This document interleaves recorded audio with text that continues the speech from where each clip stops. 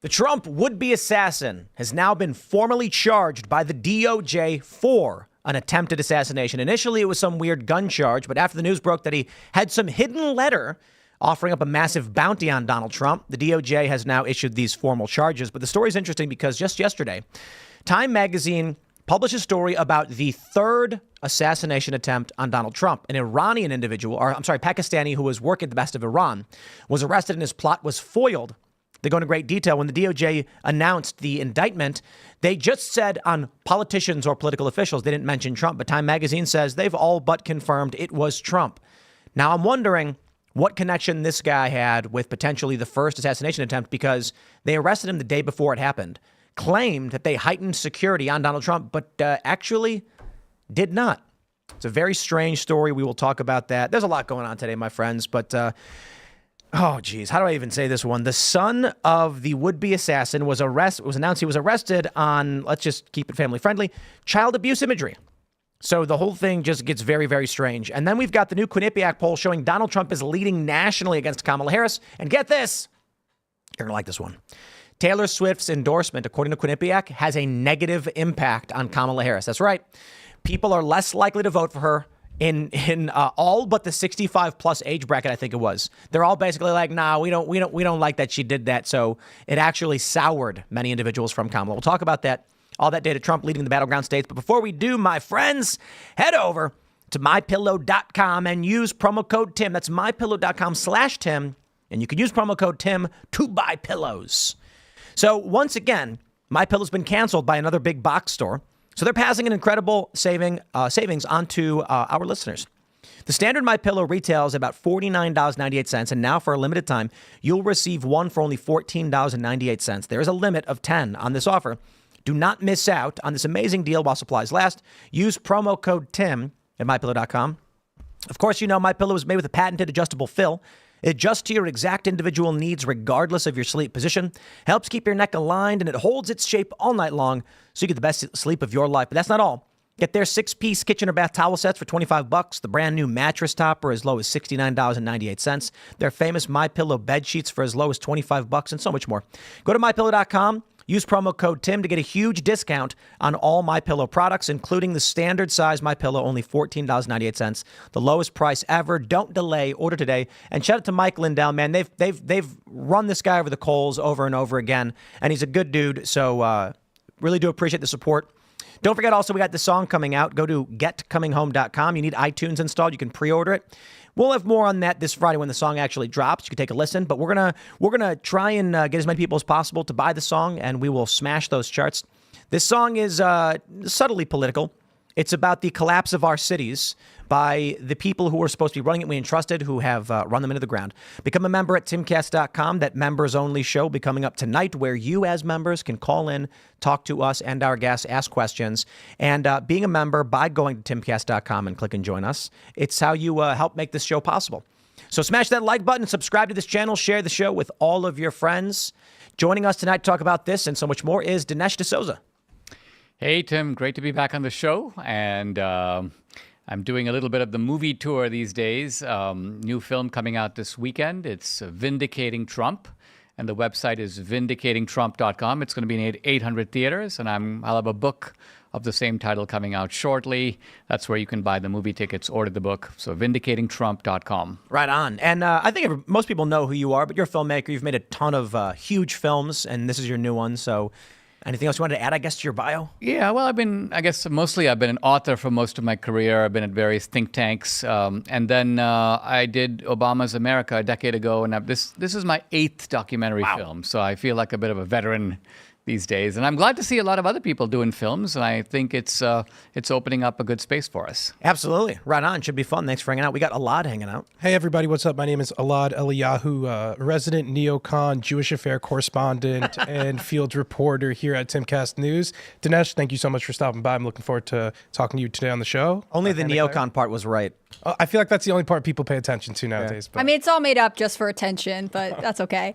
I'm Hannah Claire Brimla. I'm a writer for SCNR.com. I'm happy to co-host tonight. Thanks for joining us. Let's get started. Here's the big story. NBC News reporting. This is from 6:50 p.m. today, Eastern Time. Ryan Routh, arrested near Trump's Florida golf course, is charged with attempted assassination. So it is formal.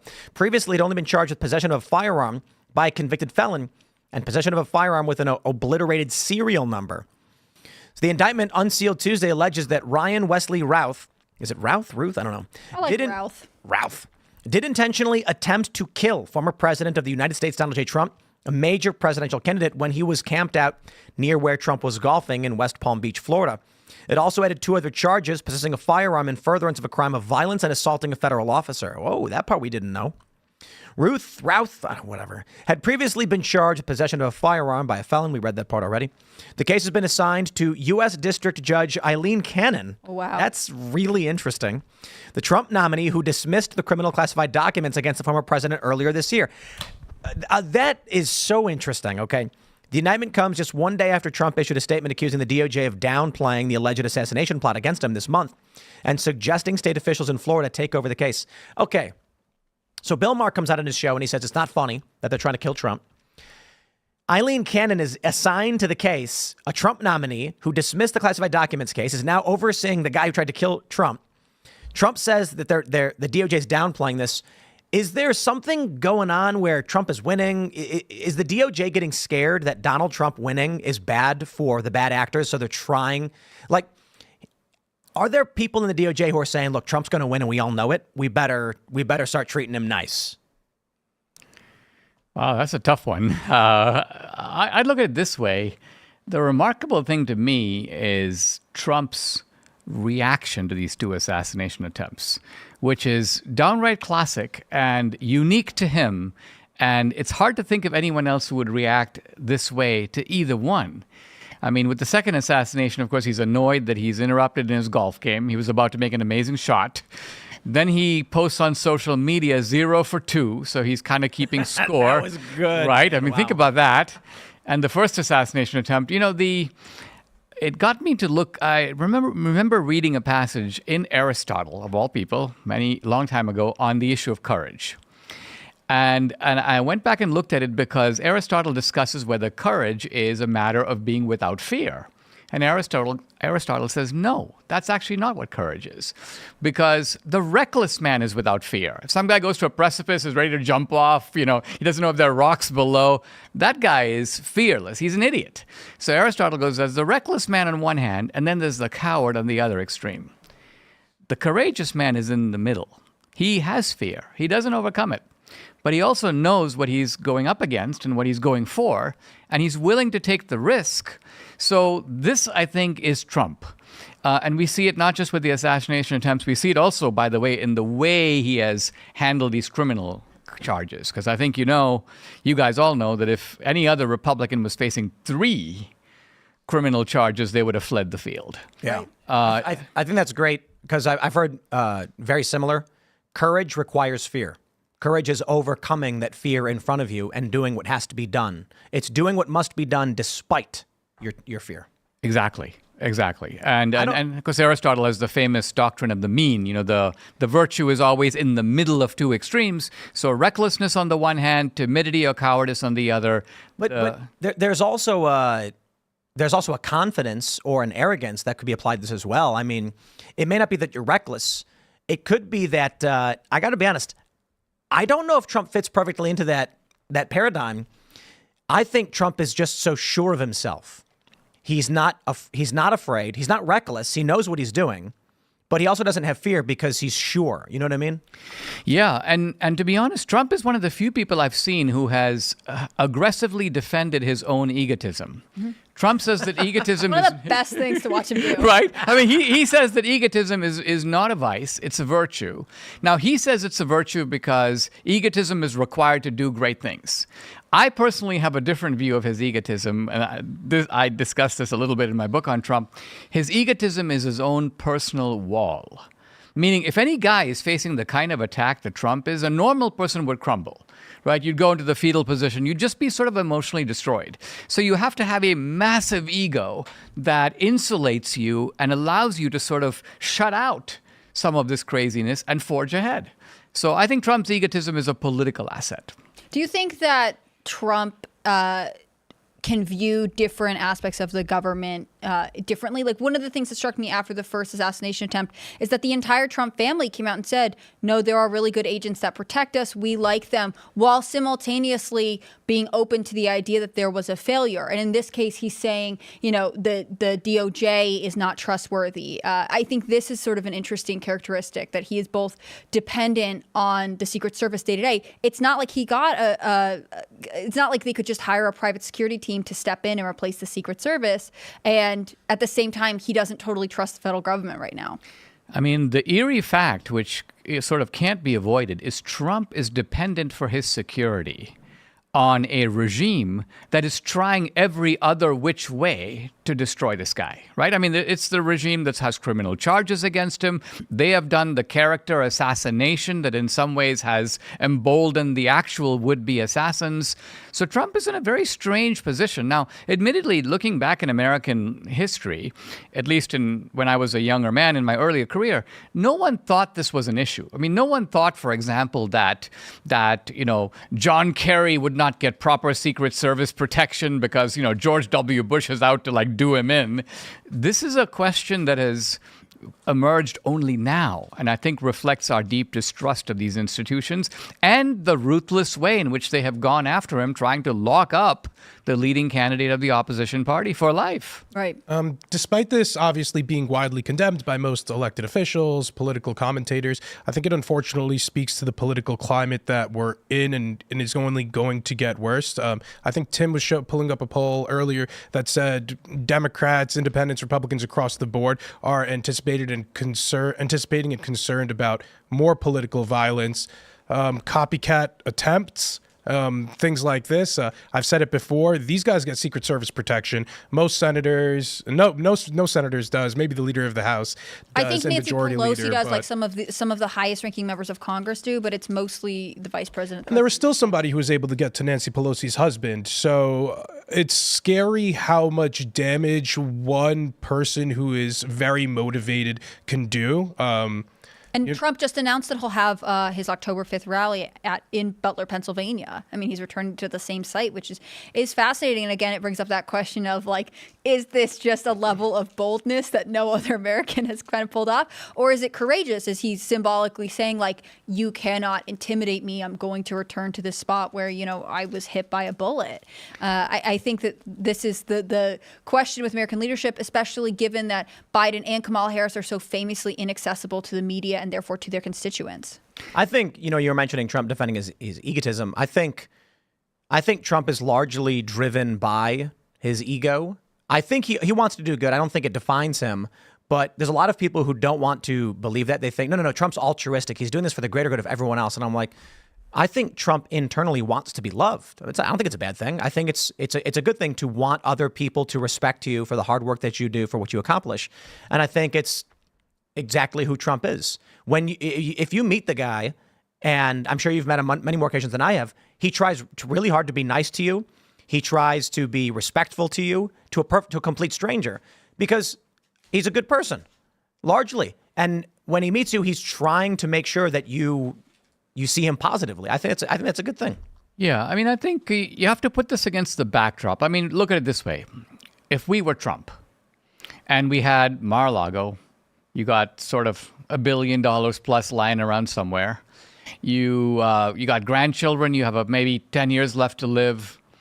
And somebody asks you, well, you know, are you going to put yourself in a position where you will be flayed on every platform, every second of every day? You'll face criminal charges to lock you up for the rest of your life. You'll face 2, maybe more assassination attempts. No normal person would go for that deal. You know, it's kind of like the scene in My Cousin Vinny. Do I take the $200 or the ass kicking? You know, it's not really a hard choice. So I after the first assassination attempt, he gets Sunday off, and then he and his family are at the RNC working like nothing happened. That to me is absolutely insane. It's insane. I'm like, take a day off, bro. We're cool with it, you know? And look at the Republicans. I mean, if this had happened to Kamala Harris or Biden, the Democrats would be screaming. The press would be screaming. They'd be on the House floor, on the Senate floor.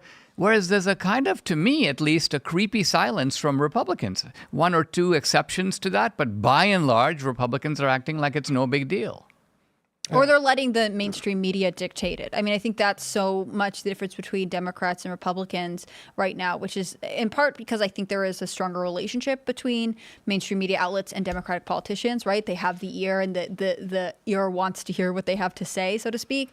But, you know, there are Republicans who have pushed, you know, the FBI directors or different people for answers about what happened in Butler. And I guess now we'll have another one. I know Josh Hawley has brought forward a whistleblower, but it's almost like every other Republican knows, well, if I bring it up, the media is not going to pay attention to me. And if I am trying to, you know, get some media attention, this isn't something that I can talk about. It's allowing themselves to be siloed. But I could understand if you have limited resources as a congressman and you're trying to, you know, talk about something that matters to your constituents, you may have to make a choice between the assassination attempt and, you know, agricultural issues. Well, let's jump to this story from Time Magazine. Iran, Trump, and the third assassination plot. Now, we did have a super chat the other night that said, actually, we're at number 7. I think it was this morning, we're at number 7 with a bunch of different instances that happened. There were like ricin letters that were sent, and no one's really keeping track of the lesser known ones. But this story is pretty crazy because the DOJ put out a statement about the arrest of Asif Raza Merchant. And they said that he was arrested for targeting political individuals. Time Magazine is now saying that is Donald Trump. He was scouting out Donald Trump's rallies, counting what their security was, things of this nature, and was authorized, apparently by Iran, to offer up to $1 million to kill Donald Trump. This is absolutely insane. So this guy's been arrested. He was arrested on July 12th, one day before the attempt on Trump's life. They say that when he was arrested, Secret Service decided to up security on Trump, but then clearly did not. Something doesn't add up. But the big point of the story is we could be looking at, on the surface, based on the news, there have now been 3 assassination attempts on Donald Trump. One was stopped abruptly before this guy, a foreign actor, could have actually enacted his plan. Then you have the next day, someone actually struck Donald Trump with a bullet. And now, of course, you have the Ryan Routh story. So I fear for the worst. We're entering October. I hope the October surprise is something dumb, like a laptop gets found in a hardware store or something. Not anything related to this, but I'm curious what you guys think. Melania Trump's memoir is coming out in October, so maybe that's the October surprise. I doubt it would be bad for Trump. Maybe that's good for me. I think one of the important details here is that Iran was planning an assassination attempt against Donald Trump and not Joe Biden. And the reason for that is because under Donald Trump is when they killed Qasem Soleimani, leader of the IRGC. I think Iran had multiple plots to kill John Bolton and Mike Pompeo and Donald Trump as a result of that killing. And I'm happy they are unsuccessful, and we should continue taking out the upper echelons of the IRGC as retaliation for doing things like this. This is outrageous. It's absolutely outrageous. And the shocking fear is that were they have to have been successful, this country is going to full-scale war. And that can only mean the absolute worst. So I remember reading the reporting when this was first reported on, and it was a little bit absurd because it made it look like this guy wanted to fund an assassination, but not do it himself. And according to the reporting, he was going around apparently with an Uber driver or a limo wanting to stop at clubs to recruit an assassin. I mean, it seemed crazy. And so I thought, this is obviously not serious. Now, obviously, it is serious, and there are some new developments here.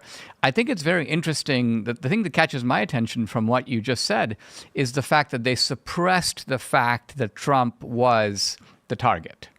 And that's probably because they thought that if they say it, it's going to help him politically. Oh, yeah. I mean, that would be a reason for the DOJ to go, well, it was just some high-ranking officials. Look at this. This is the DOJ release on September 11th. Pakistani national with ties to Iran charged in connection with foiled plot to assassinate a politician or U.S. government official. And they had the evidence. They knew exactly what he was trying to do. Fortunately, the guy he met up with, because he's a moron, no one accuses these people of being smart, was an informant who immediately went to the feds. And they were like, Or I wonder if they say he was an informant. I wonder if what actually happened was when he went to the guy and said he wanted to pull this off, the guy panicked and called the FBI and said, hey, He's like, I am now an informant. I have nothing to do with this, man. I had read, and I could be wrong, but in the early days, I remember in July reading that this man was known to U.S. intelligence before he arrived in the U.S. and that he arrived in the U.S. on a visa that was approved by a federal agency. And to me, that always seems strange. Like, if you know someone has malintentions, why did we approve a visa for them to, come stay in the U.S.? That seems like a way to prevent this to me, but I don't know. And so, the fact that he would then approach an FBI informant or whoever, like, that also seems sort of strange. I totally believe that there are threats to not just Trump, but all kinds of top officials that we'd never hear about because they're stopped so early in their tracks or because they never escalated anything else. I think that's par for the course. I think anybody in public eye probably deals with similar things. What bothers me about this case is that, this became the focus over what was happening in Butler. We weren't getting any information about the person who had actually shot Trump. We were getting a fair amount of information about this plot that they had successfully foiled. And to me, this is, again, collusion with the mainstream media. They're running cover for federal agencies when the agencies don't deserve it. If journalism is supposed to give you the truth, then they all should be saying, great about Iran, we're happy to cover it. Tell us more about what happened in Pennsylvania. I have a question for you, Dinesh. What's your stance on foreign policy? Are you, I don't want to be too, are you for Ukraine, Israel, or anything like that? But like in general, how do you feel about foreign intervention? I think I would say I'm by and large with Trump on this, and here's what I mean by that. I'm not an isolationist. I'm reluctant to intervene. I certainly am very reluctant to commit troops, but so was Reagan. So if I think back to my Reagan days, I think Reagan was quite prudent.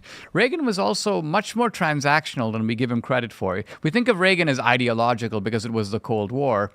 But remember, Reagan was very tough on the Soviets in the first term.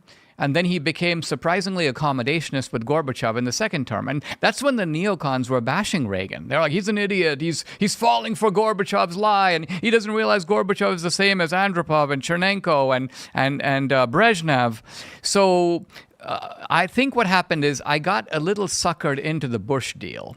When the Iraq thing first came out, I thought to myself, this is so dumb. That the obvious stated rationale can't be the real reason for going into Iraq. There must be like another clever reason they're not telling us. And I thought it was more like the old Western movies, where the guy goes, the new sheriff goes into the bar, the bad guys are there, but he doesn't really know who they are. So he just pistol whips a few guys and he just goes, hey, there's a new sheriff in town. That was sort of my way of thinking about the Iraq war when it first happened. But now I think with some perspective, I think that this was a very bad road to go down. So I've revised my way of looking at foreign policy, partly because I think I understand better that war is a racket, no less than, let's say, welfare programs or housing programs. Well, here's why I ask, because I imagined that you'd probably be somewhere in the Trump realm where Trump's like, with limited purpose, we might go in places, but we got Iraq war, et cetera.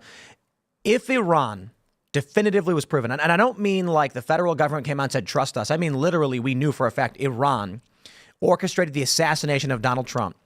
Would you then support military reprisal against Iran for that action? Absolutely. Me too, 100%. And I am very, very anti-intervention, more so than you and Donald Trump. In a lot of ways, I was anti-war in the 2000s. But we've talked about this quite a bit, and this is what scares me the most about this story, is that I don't want to go to war with Iran. I don't want to be involved in foreign conflict. I don't like that we're funding the war in Ukraine. I do not like the U.S. involvement, all of these things. I know Elaad disagrees. But if a foreign government, an adversary of our country, were to assassinate one of our leaders, even if it was Joe Biden, you can't, I don't understand morally and logically you survive as a nation if you allow your enemies to literally kill your leaders. Wait. So if they successfully assassinate Donald Trump, then we go to war with Iran. What do we do if they attempt it? What do you think the penalty should be now? That's a terrifying question. Yeah, well, But the question really would come down to definitive evidence that we know for a fact it was Iran, the IRGC. I think there's a preponderance of evidence right now for the public on the surface Iran definitely was doing this. The killing of Soleimani, they vowed retribution publicly. The guy's mouth is moving as the words are coming out of his mouth. We know they intend to do this.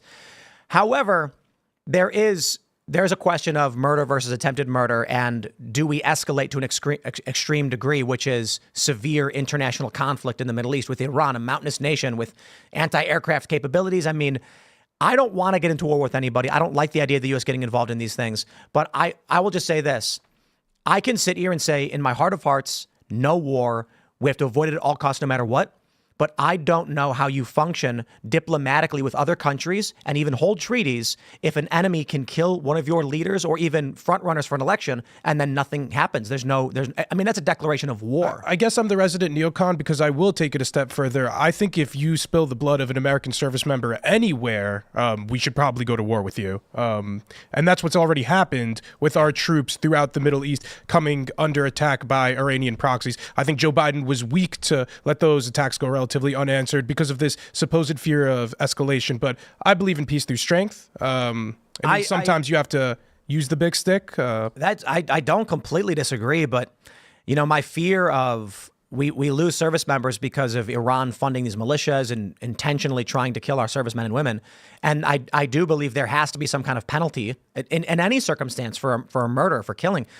But to go to war with Iran is not some minor. It is not Iraq. It is not Afghanistan. We could start with their proxies in Iraq, Lebanon, and other countries. Dinesh, I wanted to ask you, I feel like on the foreign policy question of our time has become if we should defend Taiwan if China invades. I feel like they've been talking about that for most of your lifetime too now. But what do you think about that core question? I know that's I think we should do it. By and large, I think that the way we handle these issues is I like the sort of in-between position of the Reagan doctrine. So the Reagan doctrine is people should fight for their own freedom. We don't actually fight for them. They fight. We help.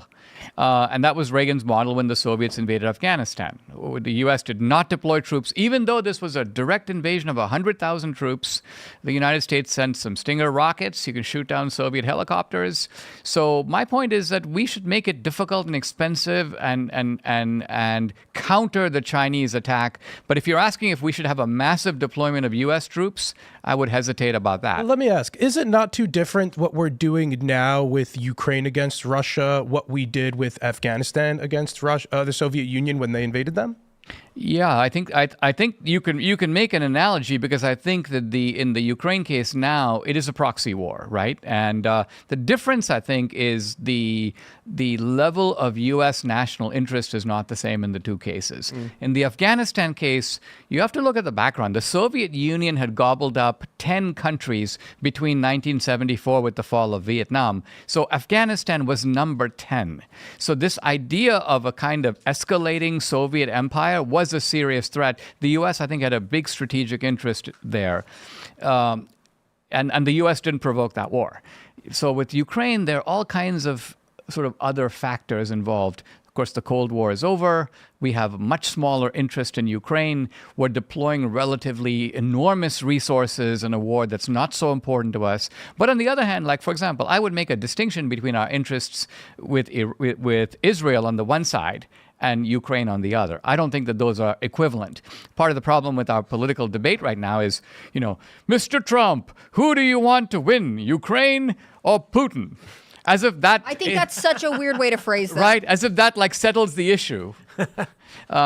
That does not settle the issue. That doesn't even begin to settle the issue. It's like they're asking about the Super Bowl. Like, who do you want to win this year? But Trump nailed it. He says, I want the killing to stop. I want the dying to stop. And I'm like, agreed. Well, I think, Dinesh, what you're saying is it's not black and white, right? When you come to the negotiation table, nobody's going to be a winner there. Ukraine is likely going to have to give up some parts that Russia conquered, and Russia will likely have to give up much less, but neither side would go away happy. It won't look like there's a clear winner on either side, especially with all the casualties Russia's taking. So, sure. And that's true of what's going on with Palestine and Israel, right? There's no way to negotiate a deal there where everyone walks away being like, wow, this was great. I'm so happy we did this. I think it's why it's interesting to see so many people turn to Kamala Harris and say, we want a ceasefire, we want the release of all hostages, and we want these in absolutes, because it's a position she can never deliver on. And I'm sad about that, right? We want violence to stop. On the other hand, there is not a solution that would make both parties happy, and they are clearly not impressed with the Biden administration. Otherwise, they would have come to the table by now.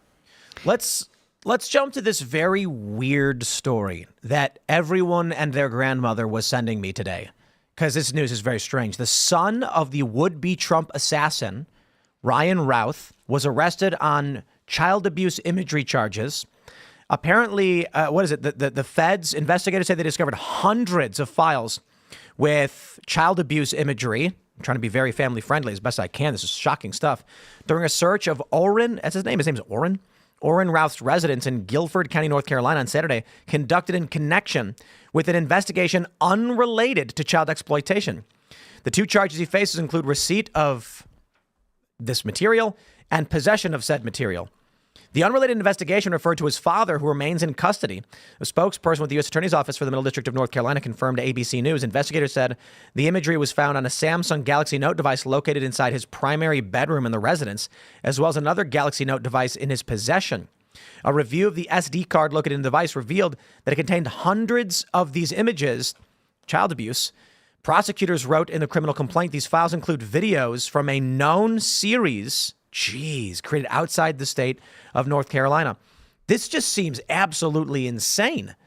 But the crazy thing about it is Epstein, now Diddy, the guy who's trying to go after Donald Trump's kid is there are a lot of people that believe there's this great conspiracy theory of, child abusers at powerful, levels of government.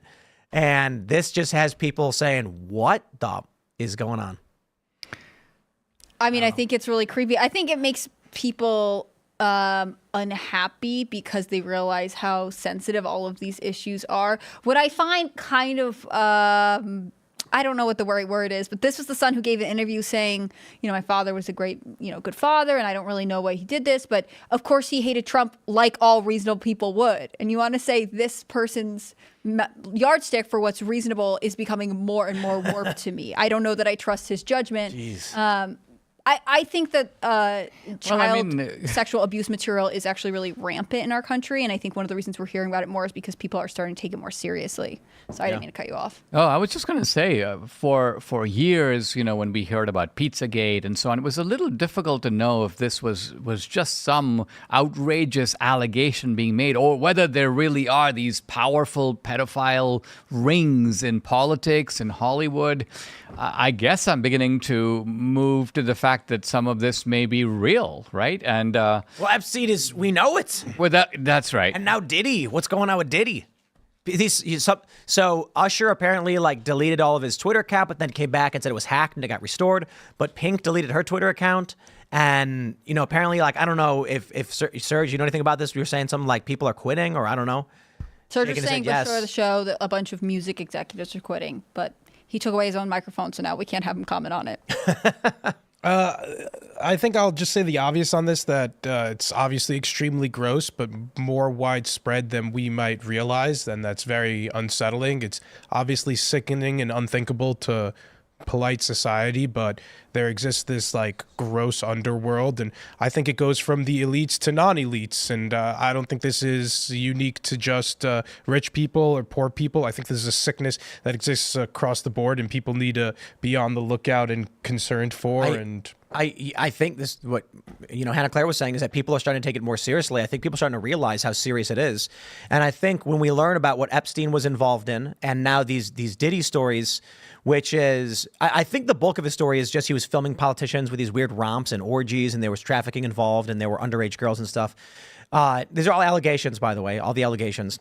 I think the powerful people who are involved in this have a vested interest in making sure the media stays away from it. And so if you're a billionaire, if you're Epstein, I think he was worth half a billion. Yeah, he's gonna if he's got blackmail material on somebody and you've got some connections to major media publications, that story ain't coming out.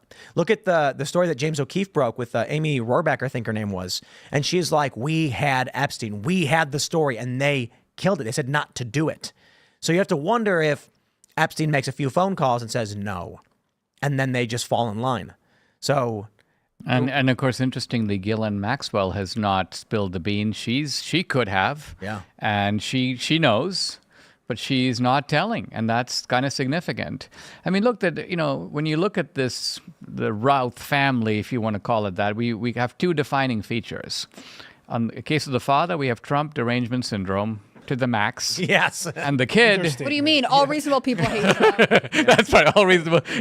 And then with the kid, you've got, let's call it the Moulin Rouge Society, and these are two phenomena that you see on the left. I mean, you see both. You see Trump derangement syndrome all over the place. And then you see a lot of an attempt, if you will, to pull down the moral codes of our society, which is going to open the door to all kinds of taboos falling by the wayside. And the Democrats, will cheer it. Yeah.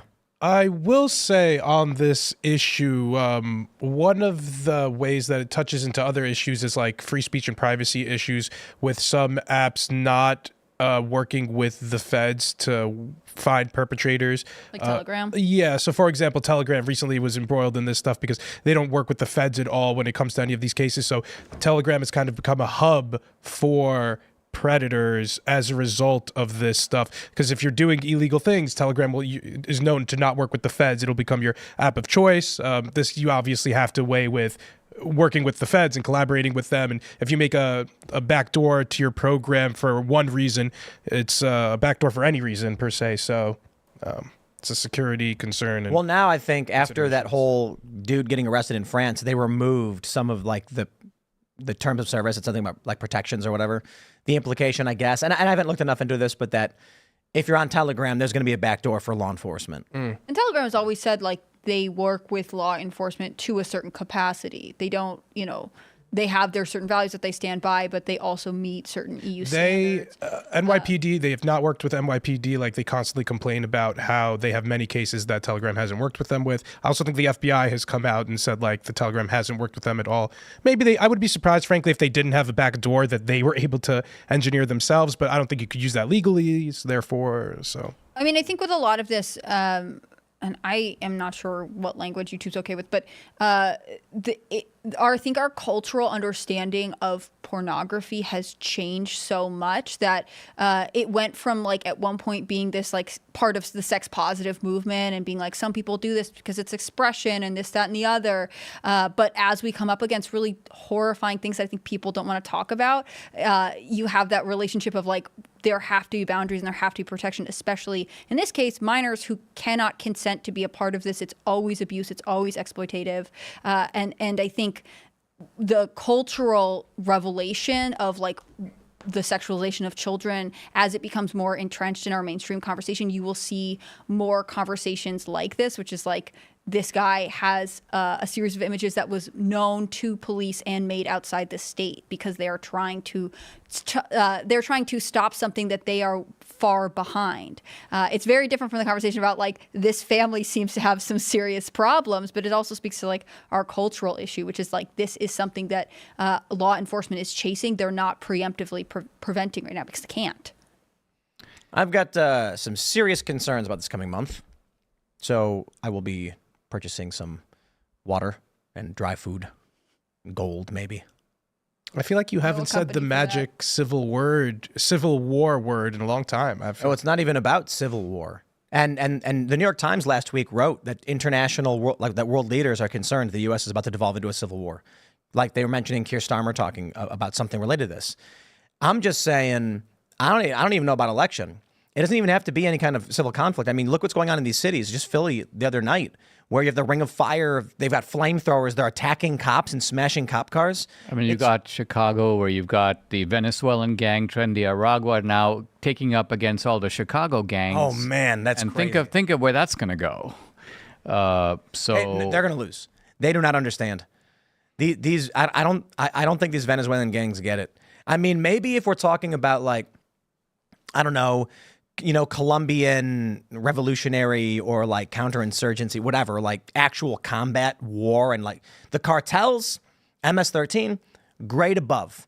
But this Tren de Aragua stuff, I think these guys are wholly unprepared for what they're getting themselves into in Chirac. Like these Chicago gangbangers are going to... You see that video out of Aurora where the gangbangers, the Venezuelans knock on the door and then they're like banging on the door? yeah, if that was Chicago, bullets would come through the other side. You knock like that. That they don't get. In Venezuela, the gangs are protected by the Chavista regime, and so they get state protection. They get state protection even in prison, and so then they're unleashed here. But I think you're right. They're not quite prepared for what they might be going up against with some of the American gangs. I don't know. I was in when I was in Venezuela. The way it was explained to me is that the most common crime you're going to experience is called an express kidnapping. They'll wait for someone by an ATM. They'll walk up to you. They'll wait for you to take the ATM and then point a gun at you and pull you into the car. While you're in the car, they give us all your money. Then they ask you where you want to go. They'll drop you off where you want to go. And I was like, really? They'll be like, yeah. After once they take your stuff, they'll be like, where can we drop you off? And it's like you get a free ride out of it. Most expensive Uber of all time. And then, a lot of people are like, just drop me off here or whatever. And that express kidnapping was very common. There are a lot of murders. I believe there's more murders in Caracas than anywhere else, in any other city in the world, but not per capita. Honduras, I believe, or maybe Belize, but I think one of the two has more per capita. The thing about Chicago is, and I can't perhaps speak to the greater of Venezuela. When I was there, I didn't experience this kind of stuff, but there's cultural violence where with the gangs, there's a combination of finance, honor, territory, things like this. So what these gangbangs in Chicago are saying is that these Venezuelan gangs don't understand the rules. They're coming in and they're on their turf. They're engaging in business. And so the gangs are all of the gangs are basically talking to each other like, yo, what are these guys doing? Let's say gang number 1 and gang number 2 know where that boundary is. The police have maps showing the gang territories. And the gangs know if you go into someone else's territory, there's certain things you can and cannot do. But now all of the gangs are like, yo, these Venezuelan gangs don't care about our arrangements. And so that's a recipe for disaster. But it would be funny if it unites the Chicago gangs and then the Chicago gangs end up pushing out the Venezuelan gangs, and it cleans up crime. It's like domestic v foreign gangs. But it ends the crime somehow. This is like kind of a movie material, right? It's like a movie plot, and quite honestly, it could be an extremely violent gang movie, or it could be a comedy. You could actually go in either direction. This is a great idea. It's the reverse Avengers. It's basically like you get one gangbanger, and it's like one day he sees Venezuelan gangs like robbing a liquor store. And then, he walks in and he sees a bunch of other gang members are all beat up. So he has to now go and recruit all the leaders of all the other gangs to form one super gang to go up against the international cartel or whatever. And what are they fighting for? Chicago gangs unite. They're killing each other for the right to sell you Chinese fentanyl in Chicago. So largely, it's always goes back to China. That's where it's going back to. That's why they're killing each other for. So well, let's jump to this next story. We've got this one from azfamily.com. Democratic Party office in Tempe hit by gunfire twice in a week. No injuries reported. Now, at first, when I heard this story, I was thinking to myself, like, oh, no. The political violence in this country is getting out of hand. This is unacceptable. And then I pulled the story up and looked, and I went, oh, this is just Democrat city violence. Yeah. Okay. It's all bad. It's all bad. But my point is, and I do mean this seriously, at first I was terrified, like, man, are we really getting to this point where now people are going to go shoot? Oh, okay. It doesn't look like it's politically motivated. We don't know for sure. It looks like it may just be run-of-the-mill urban crime that is affecting these Democrat cities. They just picked a bad place to put this headquarters. Still bad. We don't want this stuff. We're critical of the crime, but I'm saying, political escalation where people are targeting each other over politics with this kind of stuff is substantially worse than just standard urban crime. So, well, and also just to raise the question, and this I'll raise it in a broader context, not about the Tempe, not about this incident, and that is, should we feel sorry for Democrats in cities who vote for policies that produce carjackings, crime, burglaries, muggings, and then become the victims of those exact policies that they advocate not only prior to these things happening, but they continue to advocate it even after they happen? Oh, I've got a very simple answer for this. And we need to stop looking at this from our perspective. We need to think outside the box because you and I, Dinesh, we clearly don't want to be victimized. We don't want muggers to come after us and take our wallets. Well, Democrats do. And so the problem I was experiencing for a while is that I could not fathom. I assumed they must feel the same way as me, that if I don't want to be mugged, they must be making a mistake and then getting upset when they get mugged. And then I realized, No, they actually are okay with it. In which case, I would liken it more to someone saying, I'd like to vote for ice cream, and then someone handing them an ice cream cone. Right? So that's the better way to look at it. So when Democrats say we vote to release criminals from our prisons, be light on crime, which does increase crime, I say, well, that's really good for you. I'm really happy that you got what you wanted. Thank you. Have a nice day. I'm a little bit more empathetic and sympathetic. I think if you're a freedom-loving American, and even if you voted for Democrat policies, if you're getting mugged or something, or if you get killed downstream from a policy that is tangentially related, you did not listen to a word I said, did you? No, I did. I was. So let me put it this way. If I said, Elaad, I would like to have this. And you went, no, I have empathy for you, so I'm going to deny you from having that. That doesn't make sense, does it? This is a thing that I want. But you, in your mind, can't fathom me wanting it. So you're like, I have empathy for you, so I'm going to deny you the thing you're asking for. Let's take an example. Let's say that there is a referendum in the city of San Francisco that says, would you like to have more cops? Would you like to have these things? And the city, let's just say that bail reform. Let's make it easy because it's already happened in New York City. There's bail reform and there's more criminals out on the street. You put the whole ensemble of things on the ballot, and let's just say that 90% of San Franciscans go, no, we don't want that. We want to take the money away from the cops. We want bail reform. And then you see a spike in the crime rate, and you see that more San Franciscans are getting victimized by crime. How are you and I to feel morally as well as politically about that? I disagree with their position that we should decrease funding to police, but I don't think they're directly, by doing that, they're not, I don't think, directly voting for crimes to happen. And I think this is sort of partisanship. They decriminalized. They said if it's up to $950, you can't be prosecuted for it anymore. And people were loading up garbage bags from stores. They want these things to happen. Or it could be that their votes are even more malicious, which is to say they don't mind the crimes happening as long as it doesn't happen to them. So they feel like, I'm in a high-rise building, it's not going to happen to me, but there may be some poorer neighborhoods what happens. I don't care about those people. So then when it happens to you, I feel almost particularly delighted because I feel like you voted for it, you lobbied for it, and finally it's caught up with you. I think the question would be like, if it was a new policy, no one had ever heard of this before, and you were a Democrat and like, I think that could make a difference, and you voted for it, and then you were a victim of crime, I might be like, yeah, that's sad, that's bad. But the fact that it's happened over and over again, that other cities try the same things and get the same results, it becomes a level of like, are we going to excuse the fact that they are now acting illogically? I completely agree. And I would say to you, Elaad, stop injecting your emotions on other people and stop and just look at it mathematically. Person says, I desire this thing. They get this thing.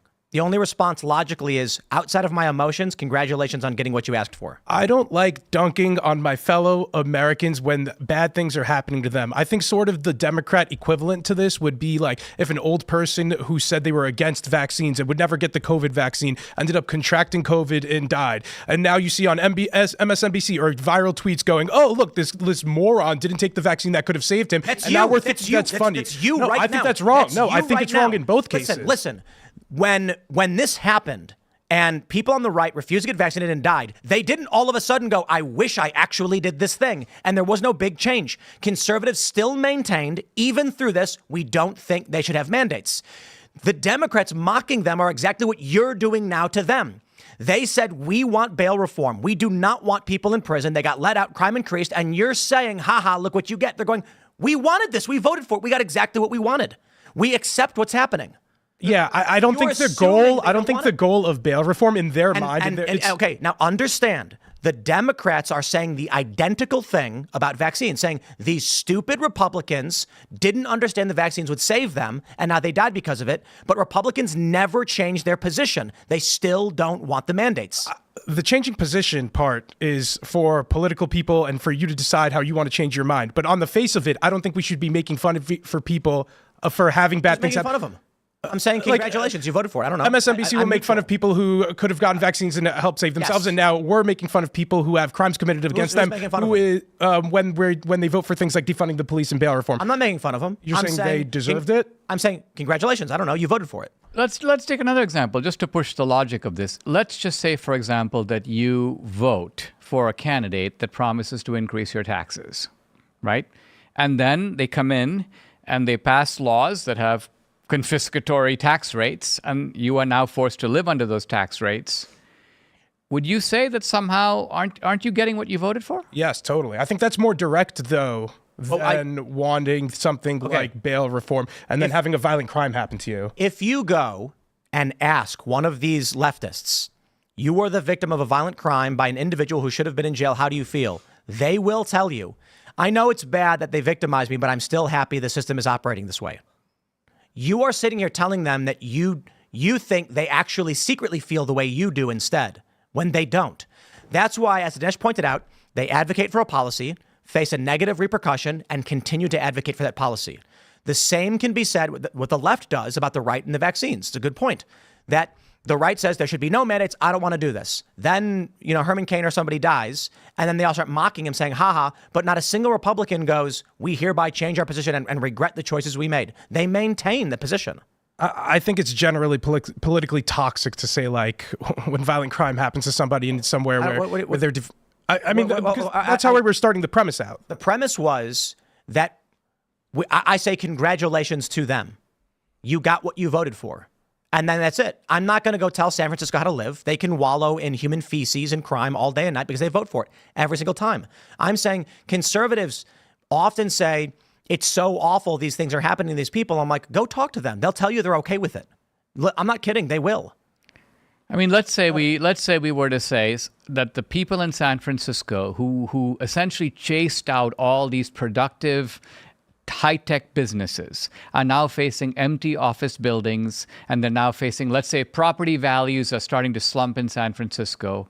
I say, again, there's no other way to think of it, but didn't you vote for that? Didn't you vote for the policies that made that happen? I agree with that, but I think that's different than, like, how you're is it voting different? for somebody to, because defunding the police is different from directly voting for somebody to, like, have a violent crime committed against you. If you're raising taxes in an area, then yeah, you should expect the consequences to that. If you go to a progressive in San Francisco and say, do you support bail reform? They'll say yes. You say, okay, statistics show that this will result in more violent offenders being on the streets and violent crime will go up. They'll say, we know.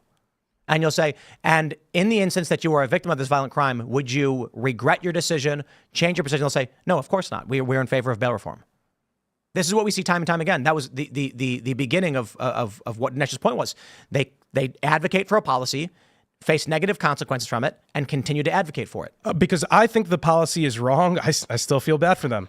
It's still... but I think you have to bring out your hidden premise. And your hidden premise is that they do not think that bail reform and defunding the police will in fact lead to more crime. You must think that secretly they can't believe that because you find it hard to believe that they would be okay with escalating crime rates because, of course, escalating crime rates are bound to visit them at some point. I guess it depends on the leftist you talk to. I feel like some would justify it and some wouldn't. I would say that if you go to the average default liberal, they're going to be clueless on every single issue. You're going to go to the average conservative, and they're going to be clueless on most issues as well. If you go to politically active individuals on the left, AOC, you ask her about it, they will not retract the support for bail reform despite the crime. Well, they'd add on a bunch of things like we need bail reform because our jail system is historically racist and NYPD is historically racist. They'll change the conversation for My sure. point is, other people think differently and feel differently than you do, Elaad. So when you say, I feel bad for them, it's like saying, did you see Haktua Girl? She's a millionaire now. Don't you feel so bad for her because she's this weird, gross sex symbol that's her career? And I made this point the other day. I can only feel so bad as I would for someone who instantly became a millionaire. Mm-hmm. I don't think she's upset at all. But someone would look at that and say, I would be miserable if my whole persona and character was based on saying you spit on a dude, like that. And they feel like, ooh, man. And for all you know, she's happier than a pig in ish, rolling around with millions of dollars, being a life is so good. Why feel bad for people who are happy with the results they got? I can understand, though, people don't know being better, like, and I feel I bad have for my them. own moral code, right? Like, if you're saying, like, look, they may not feel bad or they may think they deserve something, like, there's a certain part of, like, you are responsible for your own emotional reaction to something, and I could understand wanting to have empathy for them. I don't think that we have to, like, then still believe them when this is a justification. Like, if they continue to say, no, these policies worked, and they're not, I don't know. I figured it out. I feel bad for people who eat cilantro because it's disgusting. And so it should be illegal. That way they don't have to suffer by eating cilantro. I'm just such an empathetic and sympathetic person. Me I too. guess, I'm at the so end of the empathetic day, to people is who are what it- forced to eat cilantro. I mean, because if people really had the choice, they would never vote to put cilantro in their guacamole. It's just that the restaurants force them to do it. And so me, as the benevolent leader who understands exactly what people think and feel, and I know exactly what they want, I will make it so that they have to live my way and they will never have cilantro again. See, that makes no sense. Obviously, I don't like it, but I understand people do like it. The idea that you are saying it's such a shame that these people are experiencing these things that they are completely okay with, they support and advocate for, even after experiencing it. Look at the guy who went up at the podium whose son was murdered, and he said he wished his son was killed by a white man. You're empathizing with someone who is begging for this stuff, right? So we can certainly say, I believe their morals are backwards, but the idea that you can be like, wow, I feel so bad for them. Why? They're happy. Well, do you feel bad for that father? I feel bad for that father. Although he supports immigration that might have led to more people without licenses in his community that led to the car accident that killed his son. There's a distinction here, though. I feel bad for an old man who falls down the stairs. I feel differently about an old man who runs full speed and then jumps and then flops down the stairs. It's a different kind of feeling, right? I'm upset that he got hurt, but I also think that guy should be in a mental institution because he's a danger to himself. The old man who is waving to me saying, hey, you know, I bought cookies for, and he slips and falls, I'm going to be mortified and terrified and rush to try and help. If he ran full speed and was like, this is going to be fun, and then just belly flopped off the stairs. But wait, we don't need to do abstractions. This man who said, I wish my son was killed by a white man instead of a migrant, do you feel bad for that man? So there's a distinction between feeling bad for someone whose son was killed and a person who's advocating for a white man to have murdered his son. Well, he was... The bad I feel for him is not empathy. It is structurally and societal. But this man, I believe, is a bad person. I do not empathize with someone who would say something so disgusting. You have to separate. No sympathy. Yeah, for evil separate the people. two things, because what's going on is, number one, there is the fact that this man has suffered, right, and that part of it you do feel sorry for, but he's exploiting that suffering to do something quite pernicious, which he's ultimately saying, I want to now peg the blame for this on a white guy. Mm-hmm. So that's the sick and demented part of it. And I think by separating those two, you're not being morally inconsistent at all. Mr. Freeze, right? You know Mr. Freeze? Is that from like Batman villain, right?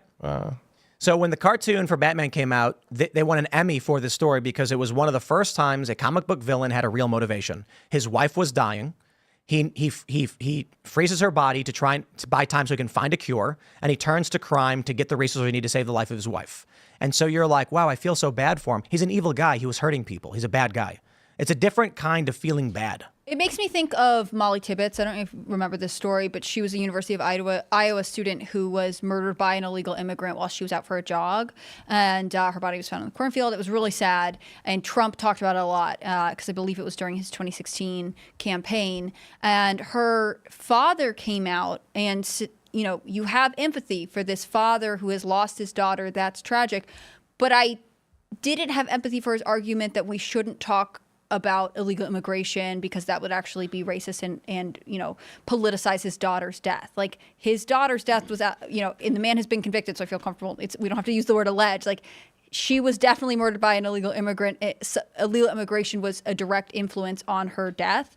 And so, you know, to what Dinesh was saying, like, I feel sad about the loss of life. I can't imagine being that parent, but I have no sympathy for his trying to steer this away from the truth, which is that illegal immigration causes harm in this country and especially to his family. One last point on this, and we can move on, is if a guy was robbing a bank and then on his way out, a cop shot him and he was lying on the ground, do you feel bad for that burglar, that robber? No, but I don't think the metaphor works because I don't think the Democrats are metaphorically robbing the bank.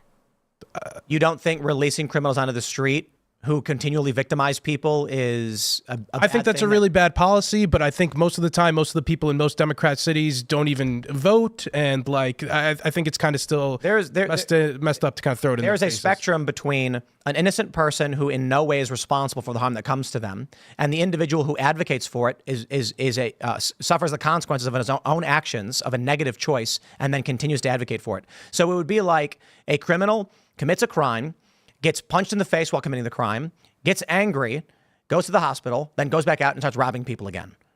Right? Democrats in these cities are voting for things that are destructive, suffer the consequence of the destruction, and then continue the path of destruction. There's no real empathy. There's a certain degree of like there's different kinds of empathy. There's different feeling bad. In this instance, I just think people who choose to live this way, I say, oh, okay, congratulations for getting what you want. I'm not going to sit here and tell you how to live your life. I mean, I think we're trying to make a broader point here about the cities, and that is that for decades we have assumed that as the cities devolve and become more and more unlivable, there is bound to be a political revolt in which the people live in those cities are going to say, I don't want to live like this. This goes too far. I've had enough. And we've been struck by the fact that point never appears to be reached. And then it forces you to go, wait a minute. Maybe I'm only thinking that this is the way I would feel if I lived in Philadelphia under these conditions. But maybe the people who are actually in those conditions have different motives, different interests. We're not saying that they enjoy being mugged, but what we're saying is they may have other things to gain. So, for example, they realize the city creates a structure of dependency. I don't mind the crime as long as I get a monthly paycheck. I can live with the crime. But then the crime comes and haunts you.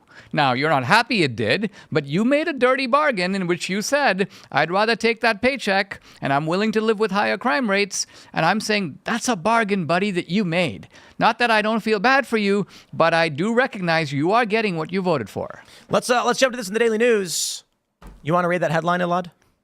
Trump edges ahead of Harris in new national Quinnipiac poll. There was this headline a while ago, and it said something like Harris edges Trump in latest political poll or whatever, and everyone was like, please never write that again. That's just too close. We don't want to hear that. This grin on Trump's face. Yeah. Well, so this new Quinnipiac poll is actually rather shocking for this reason. In May, Biden was up 3. Harris comes in. In August, Harris is up 2. And as of September, Trump is now up 1 in the same poll. So it's actually really, really interesting seeing this this breakdown here. Daily News says that so Trump is up 1 as long as Jill Stein is in the race. They say Trump is ahead of Harris 48-47 in a new national Quinnipiac poll of the race for the White House. The survey, which was dead even when measured as a head-to-head contest, comes as a rare piece of good news for Trump. So 41 days before the election, is it really 41 now? I believe so. I mean, I think there's only like 30 IRL episodes until the election. 30. Isn't that I crazy? think early voting starts in many of the swing states, started. even prior to that. It's in PA now. Okay, yeah. So this is huge. When you pull up the battleground states here, let's this is the national average. Pull up the national average, it's 2.1, and then Trump in the battlegrounds. Trump is up 0.2 in aggregate in the battleground states. If we are to assume that the same bias exists like it did in 2016 and 2020, then Trump is up in every battleground state by about 3 or 4 points, because the battleground bias in 16 and 17 was 4 to 7 points, depending on the polls. In the national average, it was 3 to 5, and Harris is up 2.1. So this is massive. And take a look at this. Quinnipiac, when listed by RCP, they put tie. They don't even give him the +1. Jill Stein is absolutely running, and so is Chase Oliver. That is, Trump is up 1 in this poll, not even giving it to him. And the Democrats have made a serious effort in certain states to keep Jill Stein off the ballot, which I find fascinating. I think, and you'd have to go through each poll to be careful, but maybe if it's just a direct matchup between her and Trump, she has an edge within the margin of error in some places. But I think that's pretty inaccurate considering how many places have third-party candidates. Well, this is big. I think one of the reasons why Trump won't do this next debate and why Kamala is begging for it is because they know her internals are bad. We went over that commercial the other day where Sam Elliott was like, what are you waiting for? Is it the woman thing? Well, it's time to get over that. But people aren't getting over it. I think that's a huge issue for many people in America. I think she hasn't even won over all of the Democrats that she needs, let alone independents, or, they keep trying to make it okay for Republicans to vote for her. I don't know if you guys saw the story, but there were climate activists who were protesting outside her home in Brentwood in California. And in response, she put up a tweet that was something like, we will make the environment better and full of priorities and joy and hope and opportunity. Like just buzzwords, fluff, nothing. And it irritated the activists because they have specifically been asking her to be direct and specific in what her promises are. They want concrete goals and measurable values that she plans to carry out, and she won't give it to them. And it's the same thing with the voters that Biden faced during the primary, who were saying our number one issue is Israel-Palestine, if you do not secure or promise a ceasefire or whatever it was, we are not coming to the polls. I think the idea that they are now so far ahead, all the Democrats are on lock that they need to convert, Mormons in Arizona is sort of it's a fantasy. I mean, this race, interestingly, is not even between Trump and Harris, if you really think about it. This is a race between Trump and the unelected junta that is running the country. Yeah. And I say that because it's become really clear now that the Democrats aren't running a candidate in the normal sense. Normally, the candidate becomes the head of the party. They direct the affairs of the party. We kind of assumed that was true of Clinton. It was true. It was true of Carter, obviously further back, Truman, and so on. But starting with Biden, the Democrats decided, let's do things somewhat differently. We have an inner group that runs the country. Biden doesn't even need to win the primary. We just move him to the front and he takes office. It's under the understanding that he's our man. He's in the canoe. He's the face of the canoe, but he's not steering the canoe. And we reserve the right to move him out at any time, and he has to go kind of willingly. And interestingly, if you think that that was just like a one-time deal for Biden because Biden was in a unique position, he has dementia and so on, it turns out that they made exactly the same deal with Kamala Harris. No primary. And that means that we chose you. We moved you to the front of the line. We gave you the nomination. If now you make it across the finish line, you're going to do what we say. And we reserve the right to swap you out whenever we feel like it. And you have to go smiling. So what that means really is that the Democrats are no longer running candidates in the normal sense. They're basically telling the American people, we've got an insider gang, and we are going to run the country. And we're going to put a front person out there, and that's going to be the figurehead president. Is there any other way to see it? For a political party that talks so much about democracy, it is really ironic that they pull the rug from under Joe Biden in the primary just to appoint somebody who won, again, no primary votes. This Quinnipiac poll is hilarious. Check this out. They say, regardless of how you keep in mind this whole time I'm reading these things, that Trump is ahead of Harris by 1 point. Chase Oliver and Jill Stein are absolutely in this race. And when you factor in the full race, Trump is ahead by 1 point nationally. Now listen to this. Regardless of how you intend to vote, who do you think has higher ethical standards? Total, 43% said Trump, 51% said Harris. Regardless of how you intend to vote, who do you think cares more about the needs and the problems of people like you? 49% said Trump and 48% said Harris. Regardless of how you intend to vote, who do you think is more honest? 46% Trump, 48% said Harris. And they said, regardless of how you intend to vote, who do you think would do a better job handling the economy? 52 for Trump, 45 for Harris. Handling immigration, 53 for Trump, 45 for Harris. Preserving democracy, 47 for Trump and 50 for Harris. And handling abortion, 41 for Trump, 54 for Harris. Handling gun violence, Harris has the lead. Handling a crisis in the country, Trump has the lead. The reason I'm going through these, they don't care about honesty. They don't care about ethics. They care about whether or not you're going to be good on the economy for them. That's it. So when you can see that people are like, oh, Kamala's way more ethical and more honest, but Trump's better on the economy and immigration, so I'm voting for him. It doesn't matter. And I think Kamala's favorability is actually better than Trump's in this. People are outright like, I don't like Trump. He's not an honest guy, but he's going to make me some money. I think it's the myth of would you have a beer with them, right? I mean, I think people would want to have a beer with Donald Trump just to ask him lots of questions. But the reality is, I think we're past the point of feeling like our politician has to come to our Christmas party or to our summer barbecue. I think people feel desperate enough where they're like, I don't know that I would personally be friends with this person, but if they are effective on the world stage and if they can handle domestic issues, especially as things become more acute, then that's who I want there. Here's the best part of the poll. Does Taylor Swift's endorsement of Kamala Harris make you more enthusiastic about Harris's candidacy or less enthusiastic about Harris's candidacy, or it doesn't make a difference? 9% said more enthusiastic. Congratulations. 13% said less enthusiastic. Uh-oh. And 76 didn't care. But that means there is a greater negative impact on Kamala Harris because of Taylor Swift's endorsement. It's so funny. The reverse endorsement, I guess. It's sabotage. Yeah. I mean, how are we supposed to think about? How do we explain this? This is a little strange. What's your theory? I don't have a theory. I think people don't want celebrities in politics. I think there is a political fatigue, and they want entertainment to be entertaining and to have a break, because it's been essentially a decade of intensifying divisive politics. But also, sorry, just No, go ahead. Elon Musk's endorsement had a similar backfire on Trump. 13% are more enthusiastic, but 21% are less enthusiastic because he endorsed Donald Trump. That one's absolutely. I think celebrities are generally less beloved now than they've been in the past 50 years. And I think gaining some sort of prominence is more attainable for the average Joe more than ever. So I think it unifies people and the celebrities a little bit more. This populist zeal that's taken over, this anti-rich, anti-celebrity strain that's kind of taken over. It makes sense why some people would say like, oh, that's who you want? Like, yeah, I'm just going to be a contrarian and do the opposite. Do you think any of it has to do with the influencer economy? Like now, basically anyone can be micro famous, but I don't care, what the girl who started a pretty successful blog that I went to college with, she's a nice lady. I don't really care how she's voting. Like, I think it dulls the shine of celebrity endorsements because everyone kind of has a platform. Yeah. Isn't it beneath you as a celebrity to even care about this? Don't get involved in our petty politics. I wish it was trendy to stay out of politics. 73% of people say they're at least somewhat or very concerned that there will be political violence following the outcome of the 2024 election.